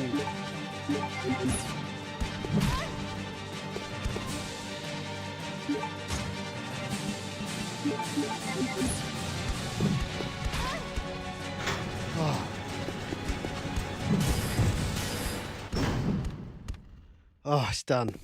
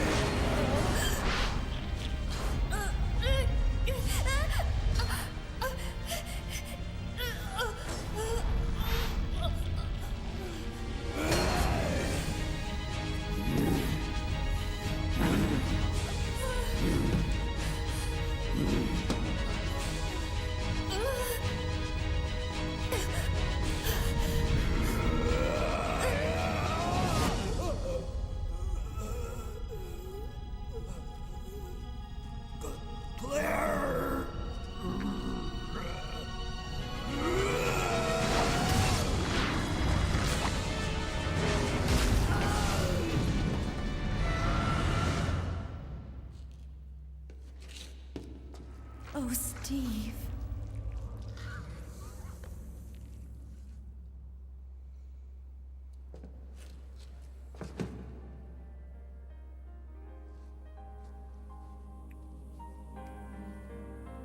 Let's get some F's in the chat for Steve. Yeah, I used to think he got stabbed in the chest, but I guess he didn't. Steve, you've got to hang in there, okay? My brother's come to save us. We're getting out of here. It's only 2 seats on the plane, by the way. Brother kept his promise. I'm sorry, I cannot. What? What are you saying? I'm glad that I met you. I love you, Claire.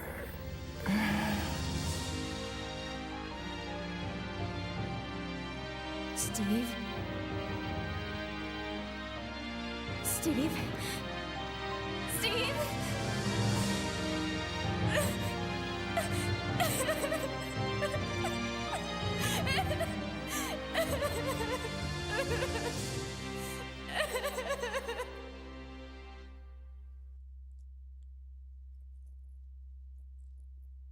I love you, Claire.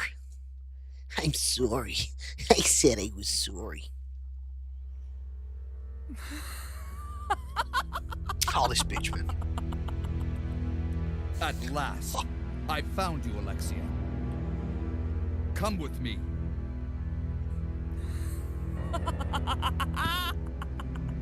You're responsible for the creation of the T. Veronica virus. And now the only existing sample is in your body. I want it. Now! You want it? You are not worthy of its power!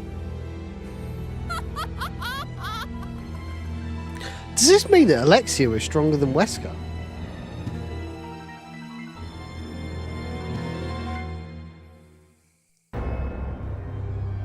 I hate it when it goes to this like weird CGI shit. Just put it in the the in-game engine. Looks so much better than this.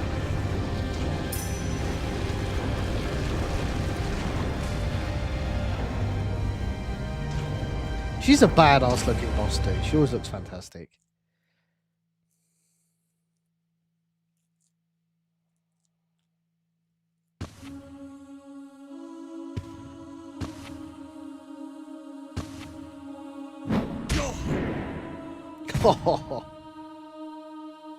Just dashes her in the face.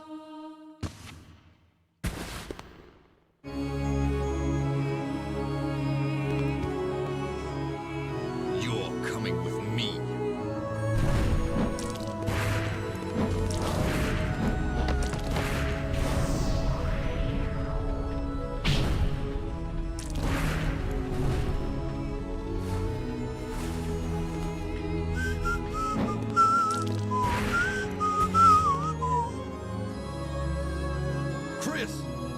Wesker.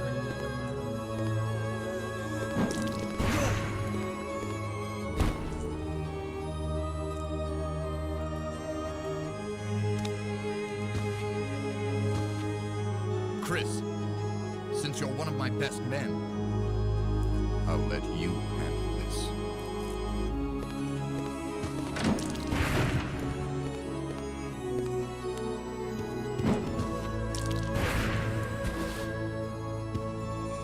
Here we go.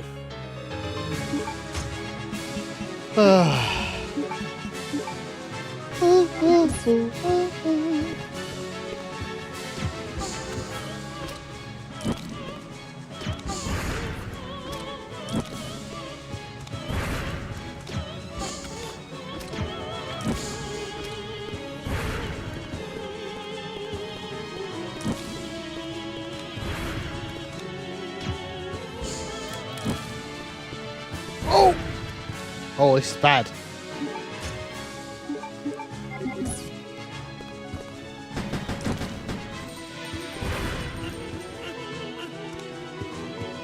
Oh shit.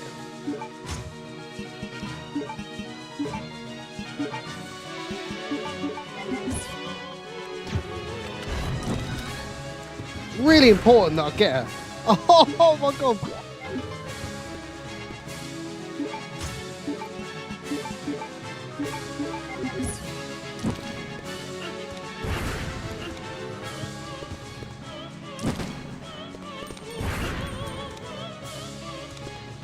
Oh no! Oh shit! F in the chat, gang. I've got to that Steve boss again. Shit.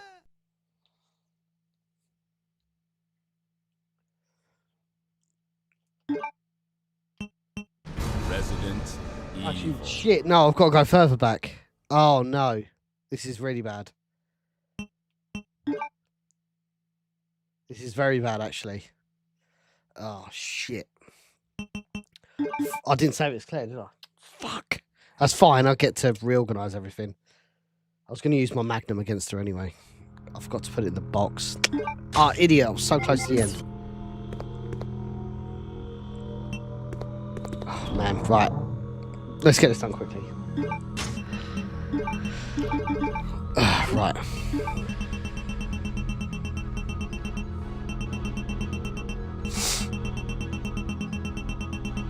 I need the dragonfly as Chris. But Claire's not having that. Claire is having that.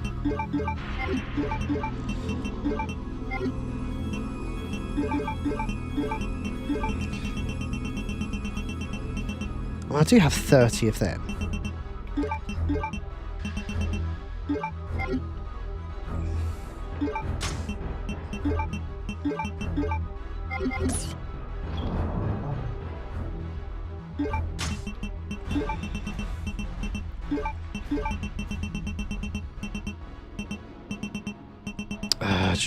Where's something?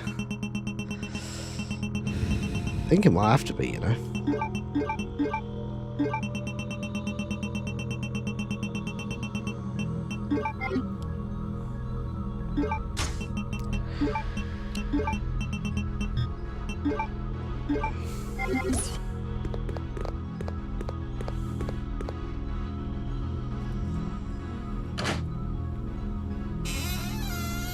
Man, can't believe we've been fucking pushed back.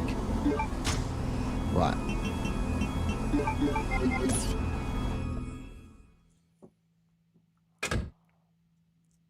It's not that far back, it's just annoying.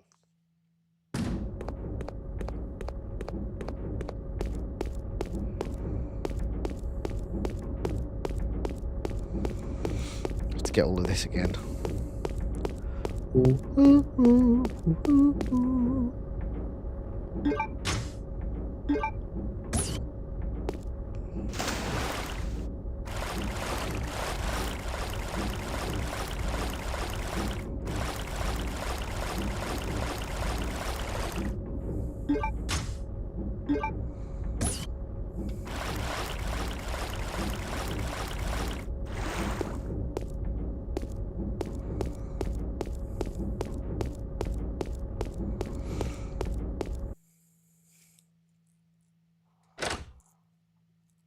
Hey, Dwayne, how's it going? Great to have you in the chat, brother. Don't worry, you got time. I've actually just died, so it sent me back a little bit. We'll quickly do this now.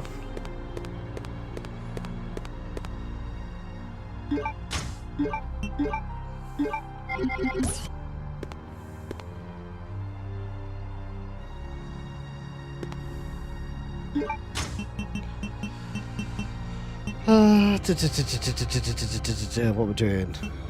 Cut in. Hey Kev, how are you? Yeah, lighting does kind of suck. It's even worse on the PS3 version, actually. So I'm just going to skip this.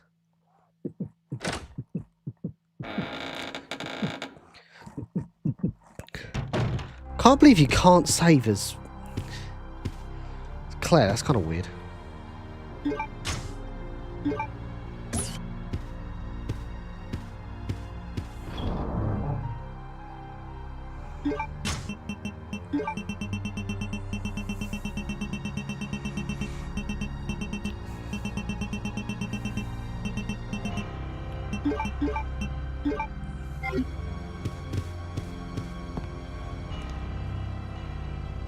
Oh, shit. Sorry, let me grab some health.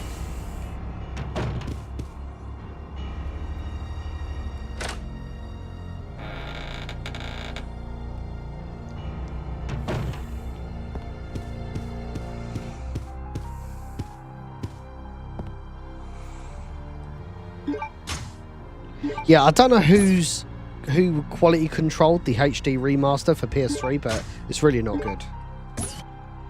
Like, it's got this like horrific bloom effect. Like, someone needs to like reverse engineer that. Because I think that version would be really good if it didn't have that horrific bloom effect. D-Man, how are you? Yeah, I'm looking forward to seeing this on the RE engine for sure.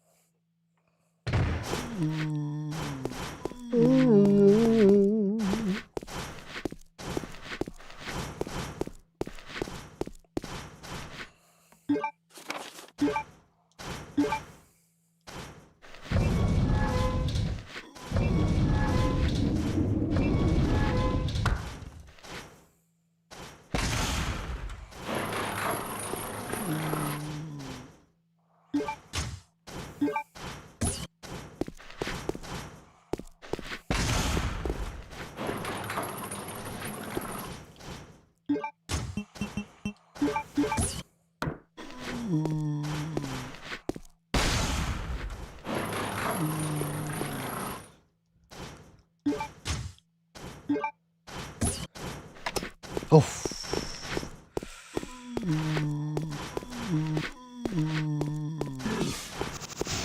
Oh, lucky. Lucky, lucky, lucky.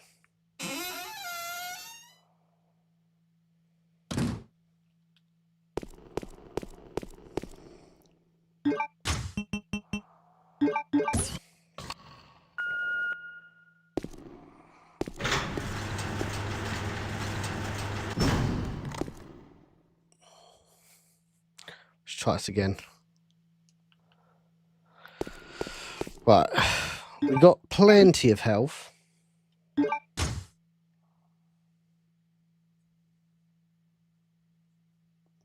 Yeah, they really there's not a native PC port for this, but there is a decompilation project that's happening right now, which is really cool.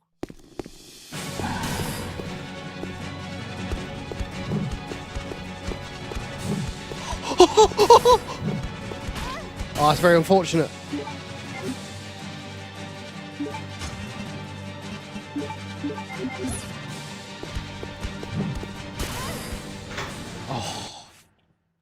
Oh, that was a really good run.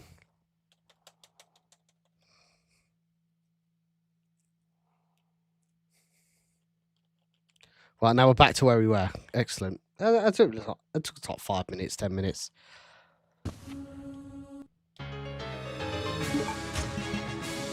I'm just going to use this because it's so much easier. Oh, you stupid cunt! What's wrong with me? Just run straight into her. Oh, it's so annoying. What if I press retry? Where does that take me? That takes me far away. I'll just restart it. Ain't no way, bro. Oh, cool. It just takes us here. I'll just do that. I'm not too fussed about this run. I just wanted to play it for you guys. It's not going to be like an S tier run. Right, let's try this again.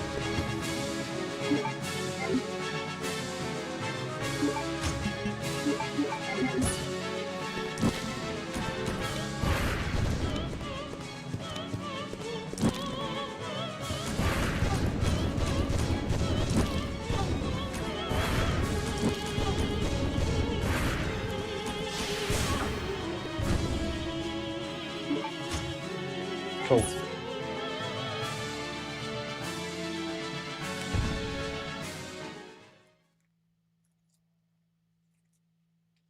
Done. he had to get a last. He had to get a last word in then.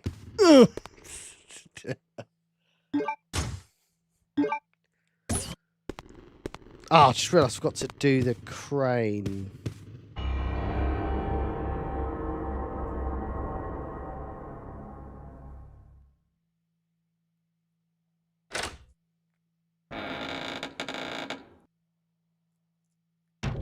Can't wait for whatever you have in store for your next project. Yes, man. It's going to be a big deal, Kev. Huge deal. As I said, we're currently on track to announce it tomorrow. Now, if you didn't join me earlier in the stream, we have had a bit of a spanner thrown in the works because it appears that Constantine may be releasing their trailer. I can't believe the timing of this is awful. But it appears that they could be making their trailer for Resident Evil, the Zach Cregger Resident Evil film. And that's coming out tomorrow as well, potentially. We've not had 100% confirmation, but we believe that it is probably happening. So that's kind of funny. Kind of hilarious timing. Hilarious for everyone else, not for us. Obviously, it's not our intention to get mixed up with the official Resident Evil project. For obvious reasons. You know, legal reasons, commercial reasons. You know, we're not making a profit from this, so... Excuse me. Oh, shit. That's never good.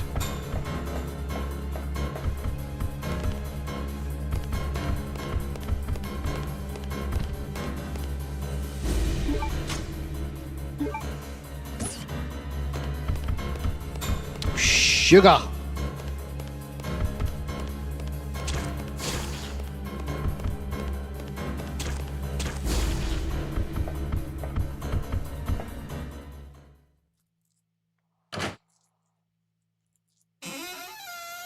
Yeah, kind of true, D-Man. I mean, yes, they did stop a Resident Evil Code Veronica project. I think it was for good reason, though. Because they were seeking to profit from the project, which I don't think is fair at all.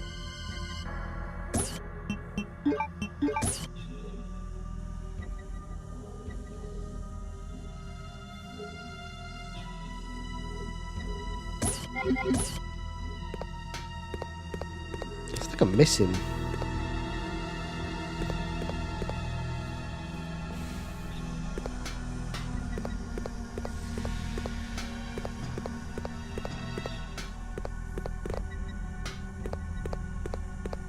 Hey, Native, the narrative, how are you? I'm straight to stream place. Yeah, man, we got a couple of new walls in. It looks fantastic. It's the same room. We've just decorated it up. I've got a big ass 65-inch television right here. It's got Code Veronica. It looks immense. It will have a complete new soundtrack. Obviously, it'll give you the option for the original as well, Hypno Heron.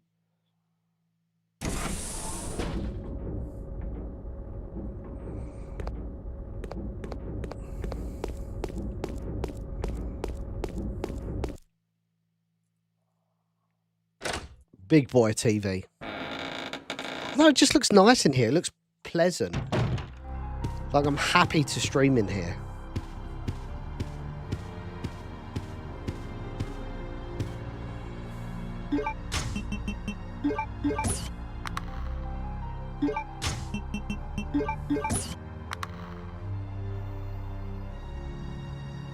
Shit. I think I left the ring in the box.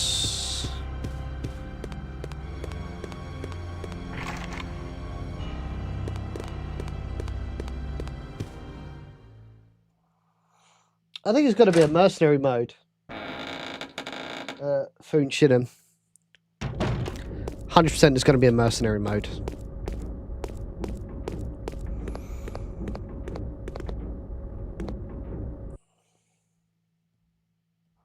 I think I'm missing a dragonfly as well.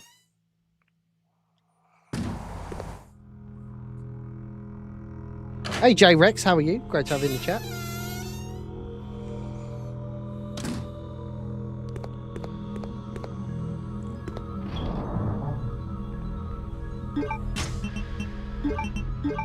That's what the doctor ordered, and that was the final one. Oops. Sherry might be in the Mercenaries. I think Hunk's going to be in it. I think obviously Grace is going to be in it. A couple of other key iconic characters.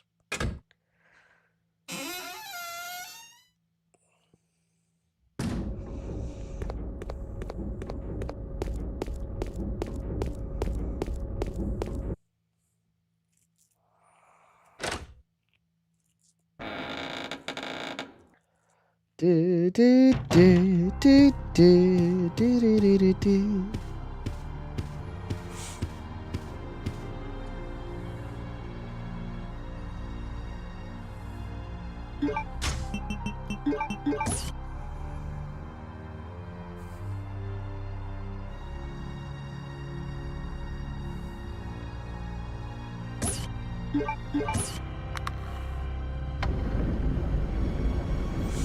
We in, boys. Very Resident Evil 1 door.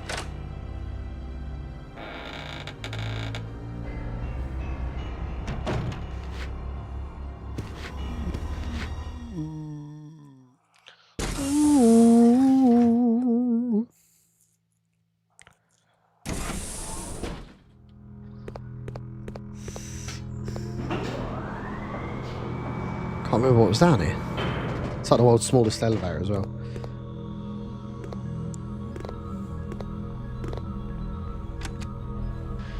Just another one of those naughty boys.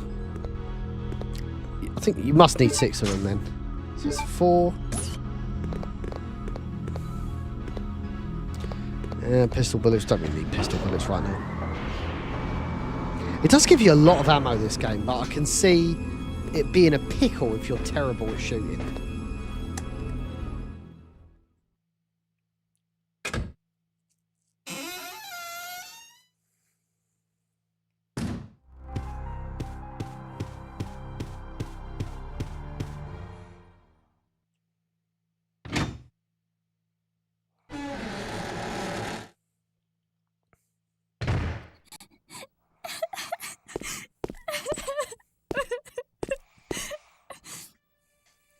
Claire? Is that you, Claire? Chris? No!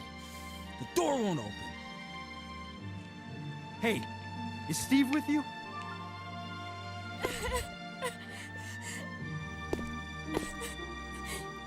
Steve, he...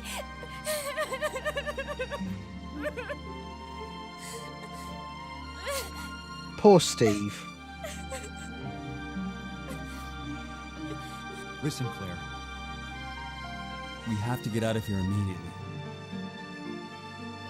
Can you unlock it from the inside? No, I can't.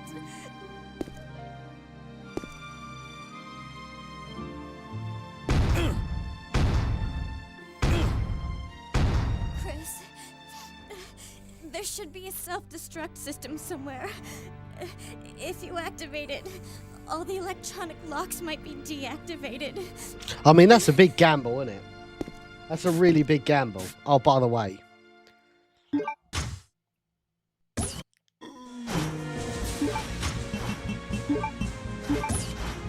The self-destruct system will be, will deactivate everything. I think that's a big gamble, Claire. That was cool. I think we should get a whole folder under there. Why can't you just pass the key under it?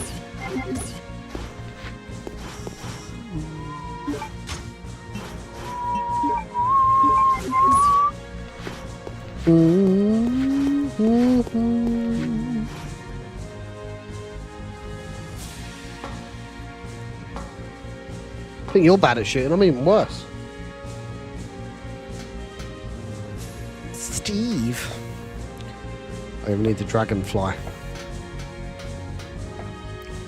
What do you need the umbrella card for then? I'm confused.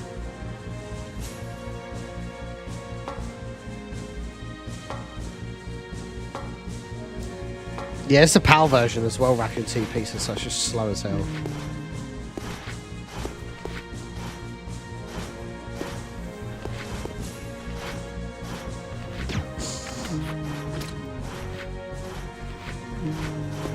What? Did he just tank an acid round? I thought this weapon was really powerful, especially against living things. Evidently not.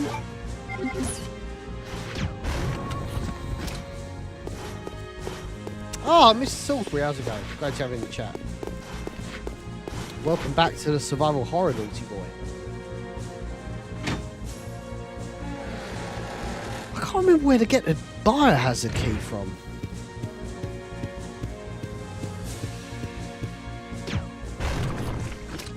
He wasn't a fan of that, was he? There we go.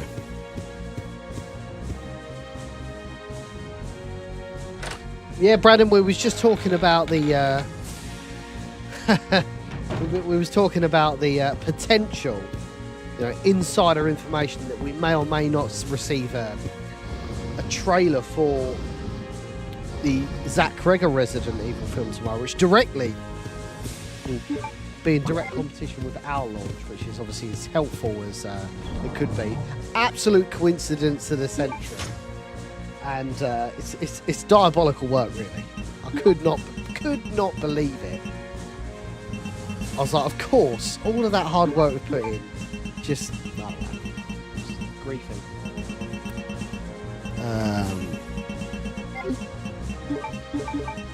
Obviously, this is all unconfirmed. Take it with a pinch of salt, guys. Our current trajectory is still to be.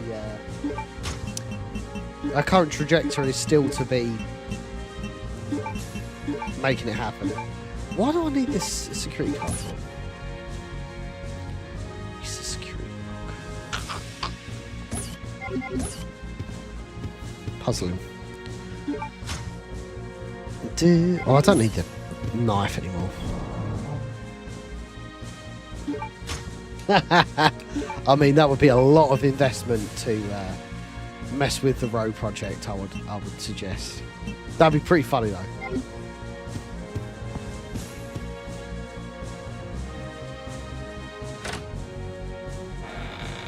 Hey Ross, how are you? Code Veronica remake is so needed. The game would be so much fun in the RE engine. I agree. That'd be pretty tough in the RE engine, actually.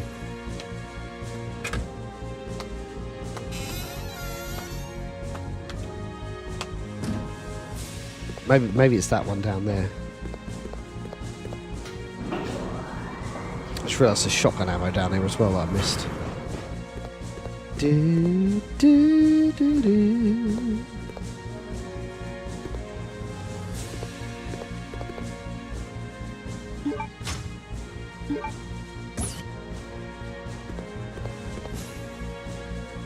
Appears to be a control panel. Maybe it wasn't this one. So we still need the dragonfly. Man, I genuinely can't remember. I feel like Art Thompson.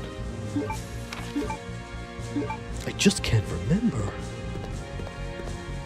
Ark Thompson. Actually, no, I did immediately. I'm dumb. I did immediately turn right, so I've got all of this area to explore.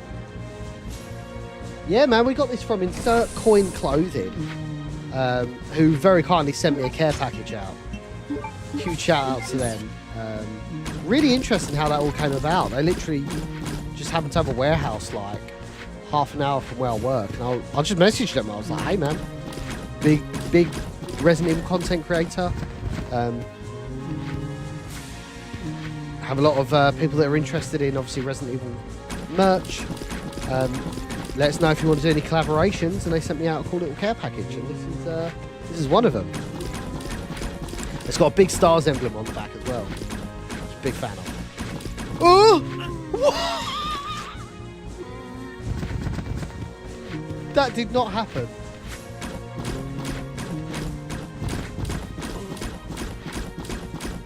That was outrageous. I've never seen anything like that before. Now we are going to need the bar. We need to turn off the power. Turn off the power to then grab the eyes out of the lion. Oh, there's a safe room. This Biohazard key. Oh, yeah.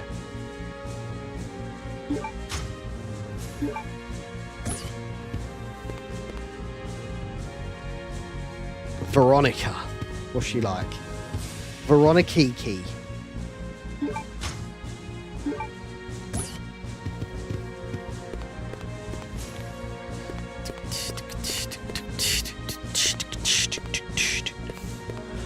Yeah, so now we've got that. We can go down, unlock the Biohazard room, turn the power off, and then do a complete circuit.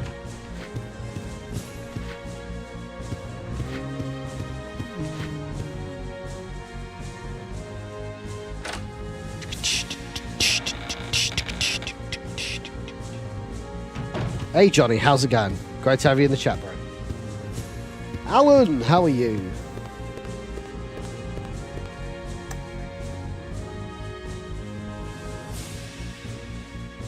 I do think it's funny that this just has two random rooms from Resident Evil 1 in it. Cool looking room though. So I think this room... I know it shouldn't do actually. We should be fine. So yeah, let's turn the power off. I think we just have to do a loop, which isn't ideal. You turn the power off and you can't go through that door if I'm not mistaken. I don't have the dragonfly object yet, but that's fine. Because we'll get that in a minute. We just need to turn this power off.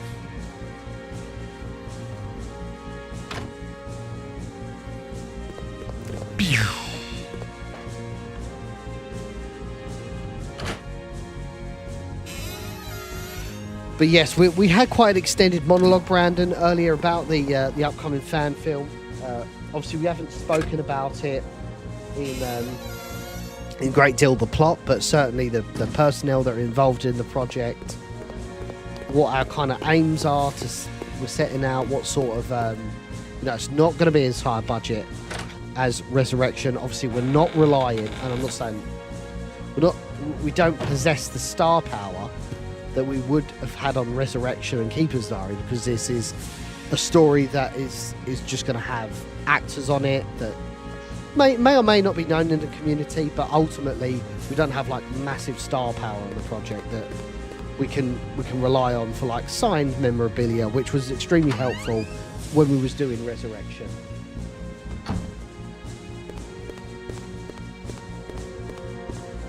So I think the budget's extremely modest considering you're getting a full film. We haven't like fully announced what the budget's going to be. I think JJ has mentioned it in his eventual video. But it'll be there or thereabouts. It's not going to be a million miles away.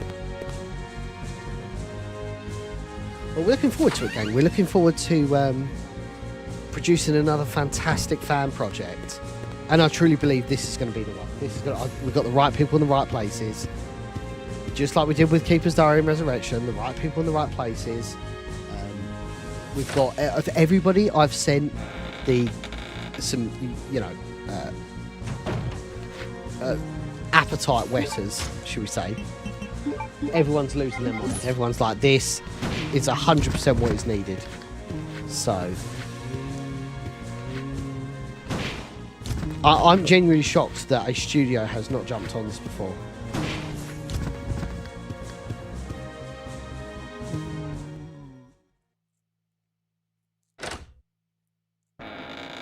Sorry to hear that, Fabio. Right, so this is the blue. Blue. What are we getting here? Ah, yes, right, so we need to go. Can we just go through here? Hey!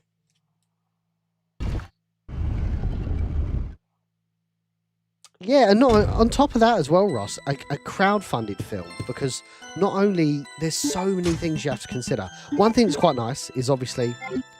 Sorry, let me turn this off. One thing that is quite nice is that we don't have, like, executives above us where we have to, like, adapt things how they want it. Like, we have a vision. People buy into our idea of the vision. If people don't buy into our idea of the vision, then it's not a good vision, is it? So, at least in that regard, we retain full creative control on our project, which is good. But obviously, you have the crowdfunding element. You're getting a third party involved. People donate their money into the project, and we have like tiered rewards like Blu-rays and hoodies, etc. Perks of backing us for different values, and there have been some very generous people. Some of them are even in the chat right now who have stuck with us and donated their hard-earned cash to see our project become a reality. So yeah, it's going to be quite the journey, but I think what we're asking for is going to be very modest. I think you guys are going to see some real value for money. Peter with the, this is crazy work, subscribing for 51 months in a row, our longest time follower, longest subscriber. Peter, as I always say, Socio was my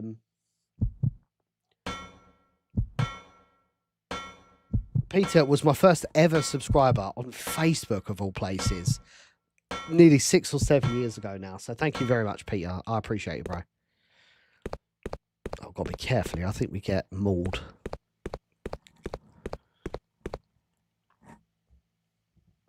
You have to be insane to not only make a film, but to make it again and again. Yeah, buddy. 100%. Especially a crowdfunded film as well. Like, there was a crazy metric I read that 18% of crowdfunded films are successful on on Indiegogo, excuse me. 18%, 1/8. That number is even less over 100,000, as you can appreciate. So to have done that twice already is astounding. To aim for a third time is probably unheard of.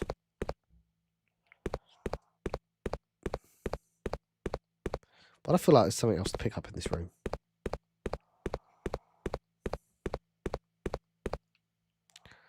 We don't really need health. Well, at the moment. She'll leave it for now, fuck it. I thought we got attacked in here. Guess not. Hey Lou, how's it going? It's going to be huge, man. I just hope that the official Resident Evil film doesn't drop, because that would really... Not only that, like, if you're looking at the bigger picture, obviously we're only producing fan content. We've never purported to be Capcom. We've never purported to be Constantine, Netflix, anything like that. So, absolutely, we want to steer clear of any potential issues, to be honest. I thought Dragonflies had more than... Oh no, must be done. We want to steer away from them issues, and not only that, like, both projects should have their, like... both projects should have their moment to shine. I think if we both drop them at the same time, it'd just be like... just annoying, you know?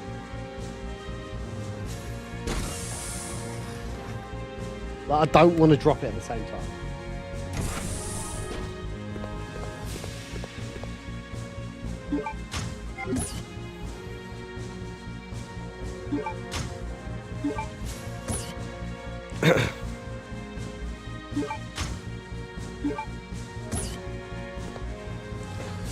But it's all systems go. I think what we'll probably do, JJ has got a fantastic video which summarises the project, which he'll probably drop early part of next week. But our current trajectory is to release the announcement tomorrow, put it all up on socials, make a big thing of it. So I'm looking forward to it, gang. You guys have no idea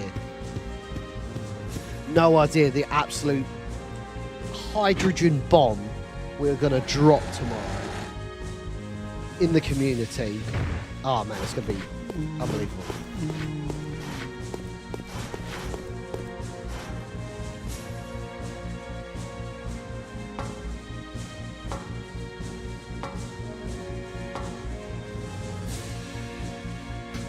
That's exactly what I'm thinking, Brandon. It's like, it can coexist. We've made it so expressly clear. We're a not-for-profit enterprise. We're, again, not purporting to be an official authority on what Resident Evil is or anything like that. We're just really passionate fans with a really big following who just wants to make, like, really good shit. So I don't think there's anything wrong with that.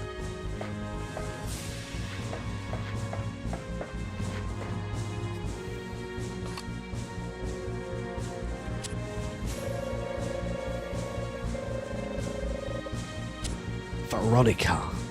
I like there's a random picture of Hunk in the corner. It always makes me laugh. Also, why is the keyboard not QWERTY?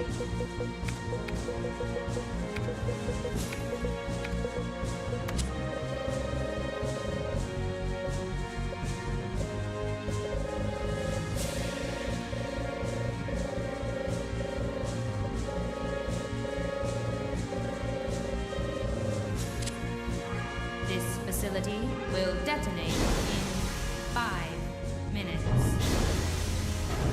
On a serious note, though, I am excited to see the Resident Evil trailer.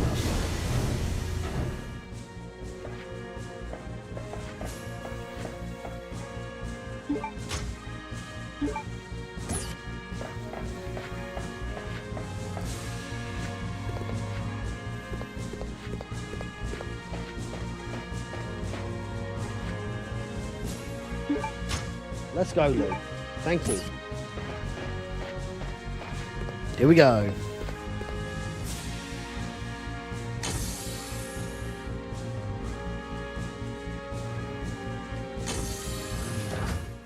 You made it! Of course. Come on, let's get out of here.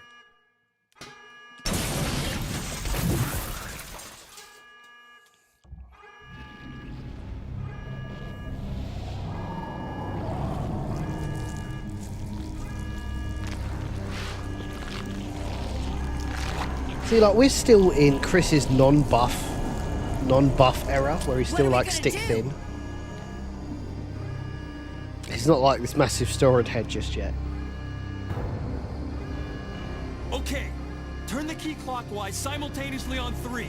Got it.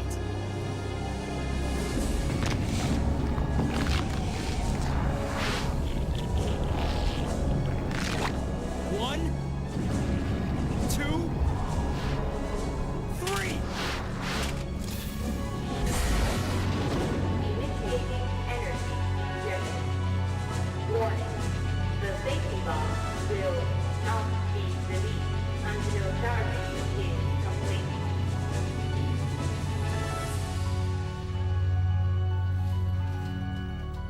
keep her busy.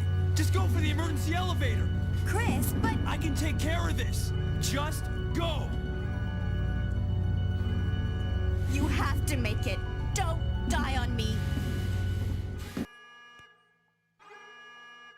Here we go. I'm just going to blast her with a magnum quickly. How does that work over the grating as well? That makes no sense.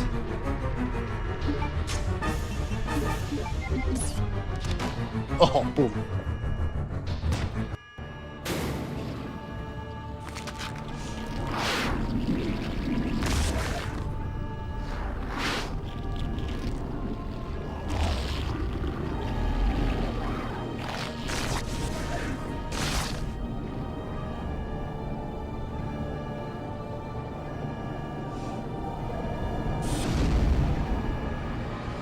Here we go. So the best way I found on here is just absolutely smash her. Smash her with the bowgun arms.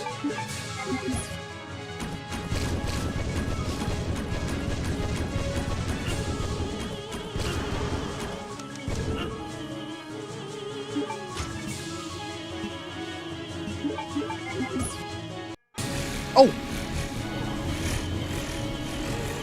Oh, that was great. 15 rounds. I think maybe there was one that was it just hit her just at the end there. Oh, it worked out perfectly. I literally had 15 rounds left, so I couldn't have timed that any better. I always found this really difficult.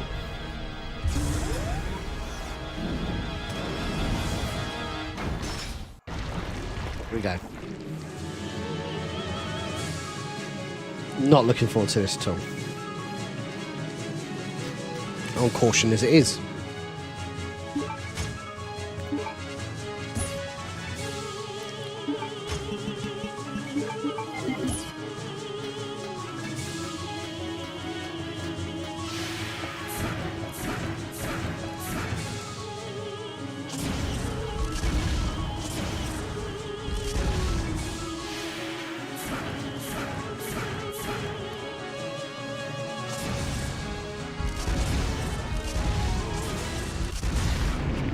No damage. Done. Resident Evil Code Veronica is in the books. I will get an absolutely horrific grade because I did have a retry, so I'll probably get an E or a D or an E, which is a shame, but it is what it is.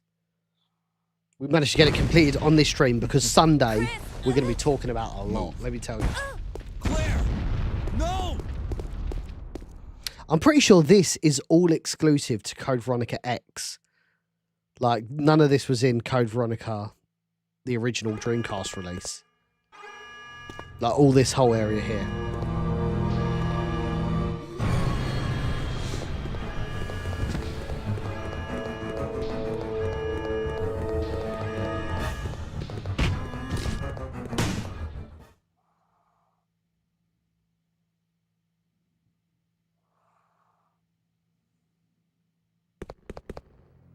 Chris!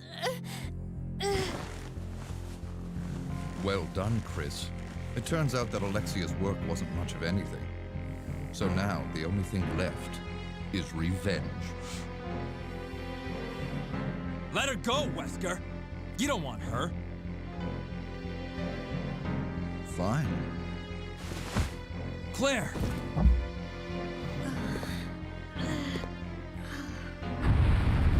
Today's a good day. I came for Alexia, but killing you is even better.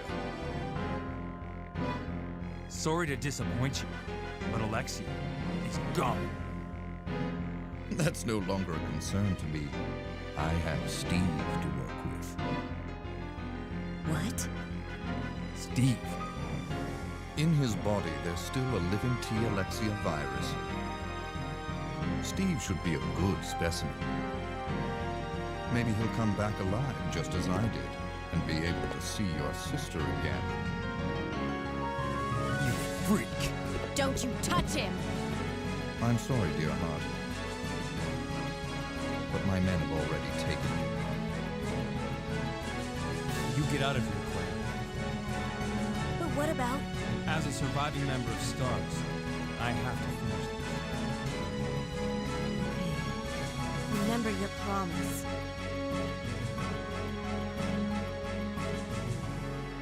What a tough dude, man. Although I don't understand why he's still wearing a Stars RPD outfit when, like, I'll end this once and for all. all of that's dead. Say hello to my comrades who you've killed. I don't know where you get your confidence, Chris.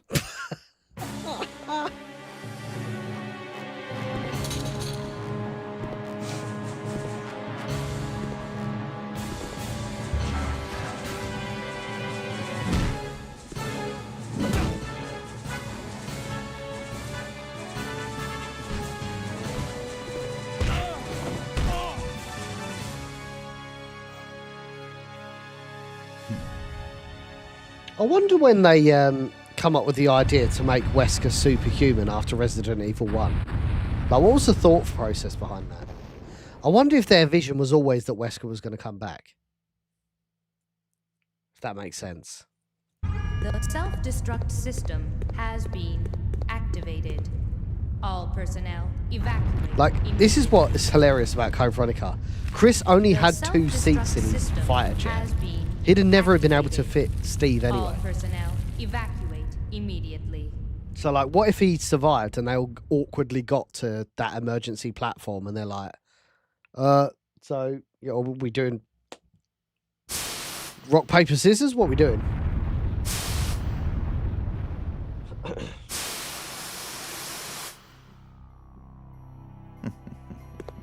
Yeah.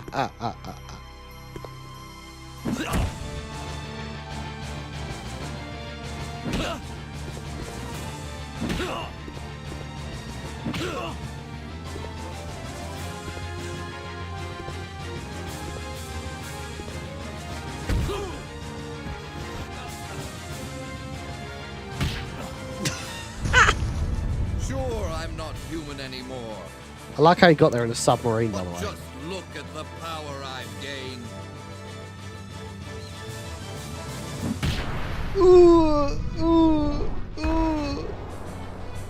You win.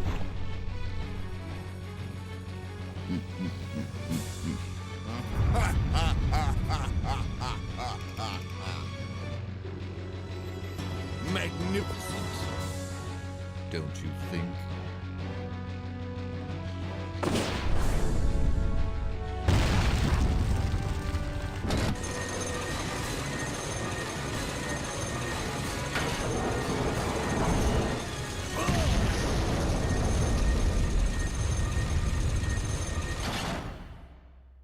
Wesker defeated by steel beams.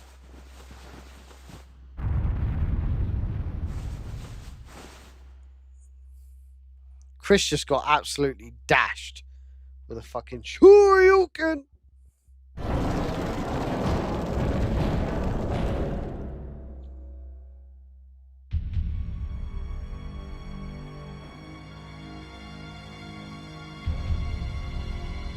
Of course he survives.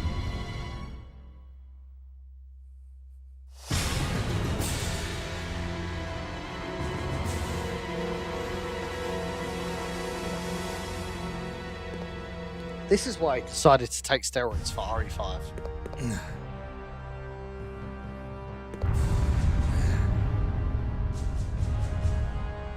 Nice try. Wesker.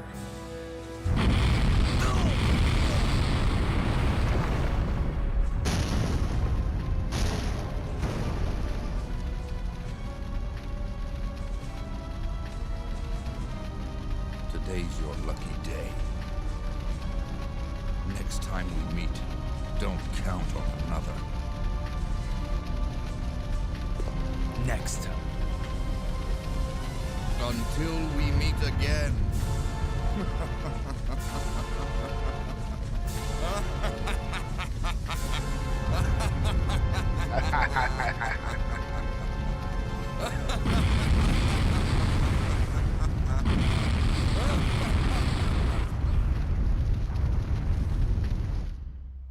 I mean, it is kind of a useless scene. There's nothing else that... although saying that, in the original Dreamcast port, it probably would have been pretty anticlimactic, Wesker's involvement. He just kind of runs away from Alexia and is never seen again. Chris, where are you? This is pretty absurd as well.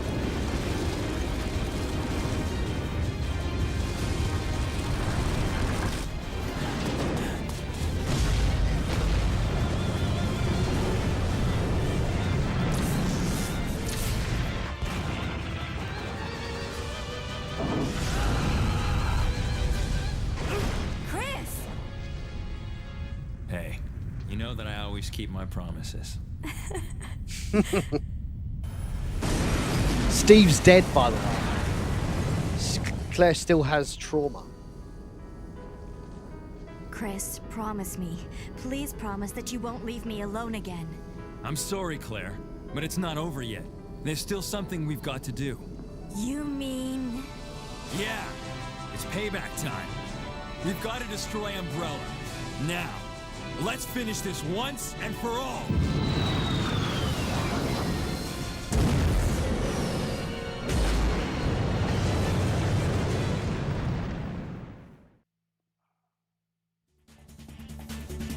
We done. And I can't skip this. Man. What a special game.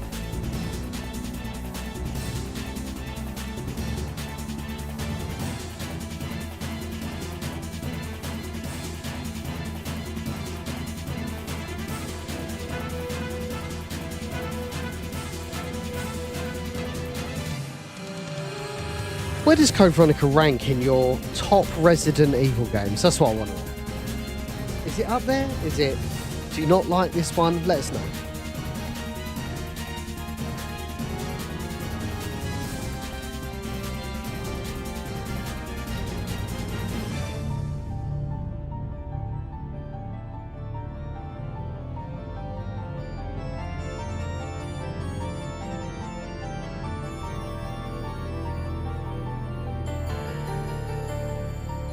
Do do do do do do do.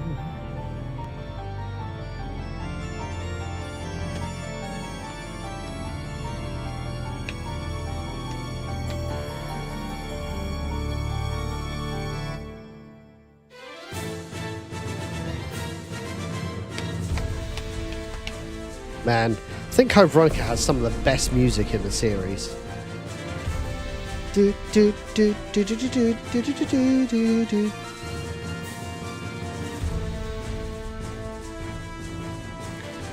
Script editor.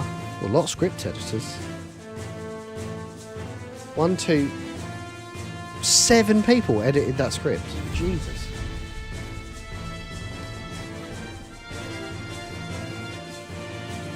Sound effect.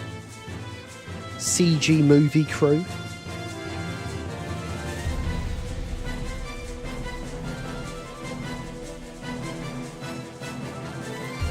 Co-director. Technical support. And loads of people worked on this.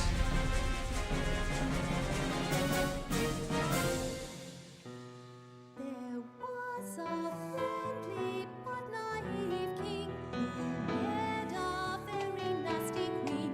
The king was loved, but the queen was feared.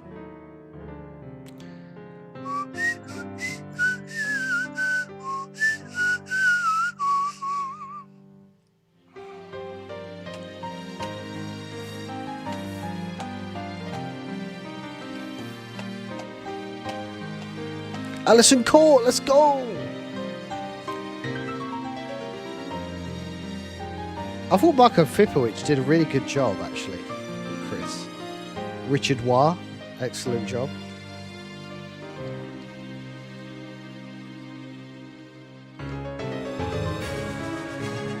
I like how they have like tons of Japanese names in it. It's producer Susan Hart.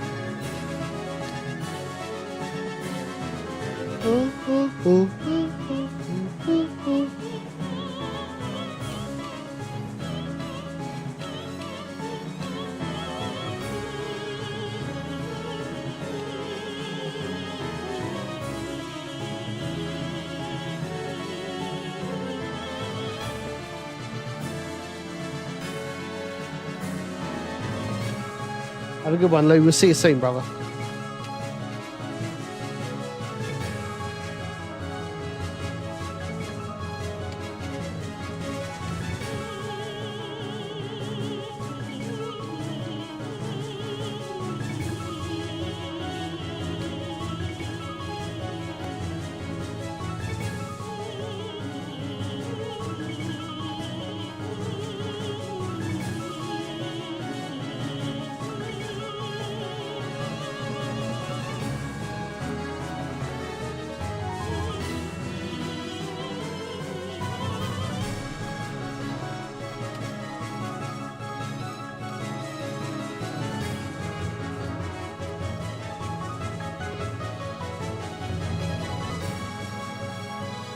Excelente.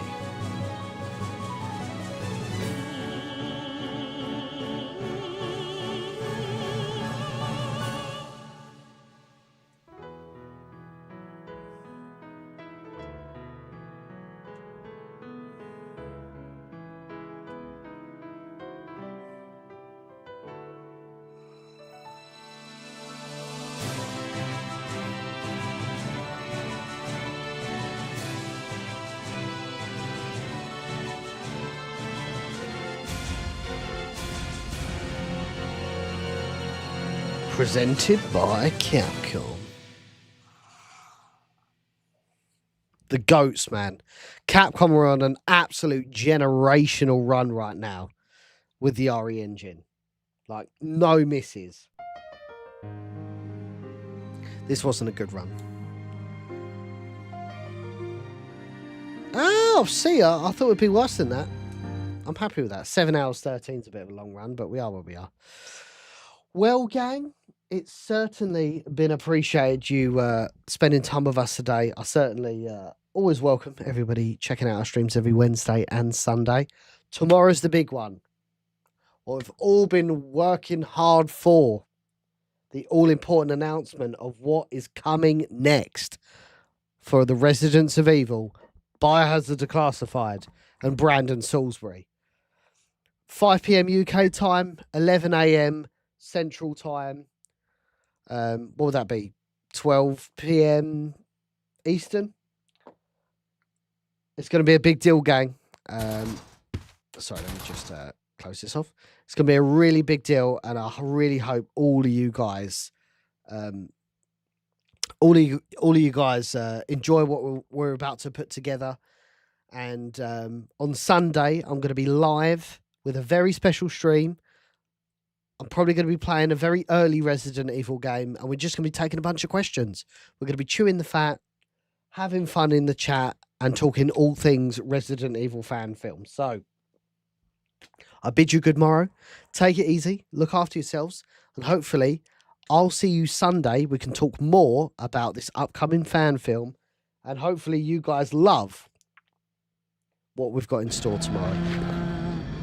Take it easy, look after yourselves. We'll see you around.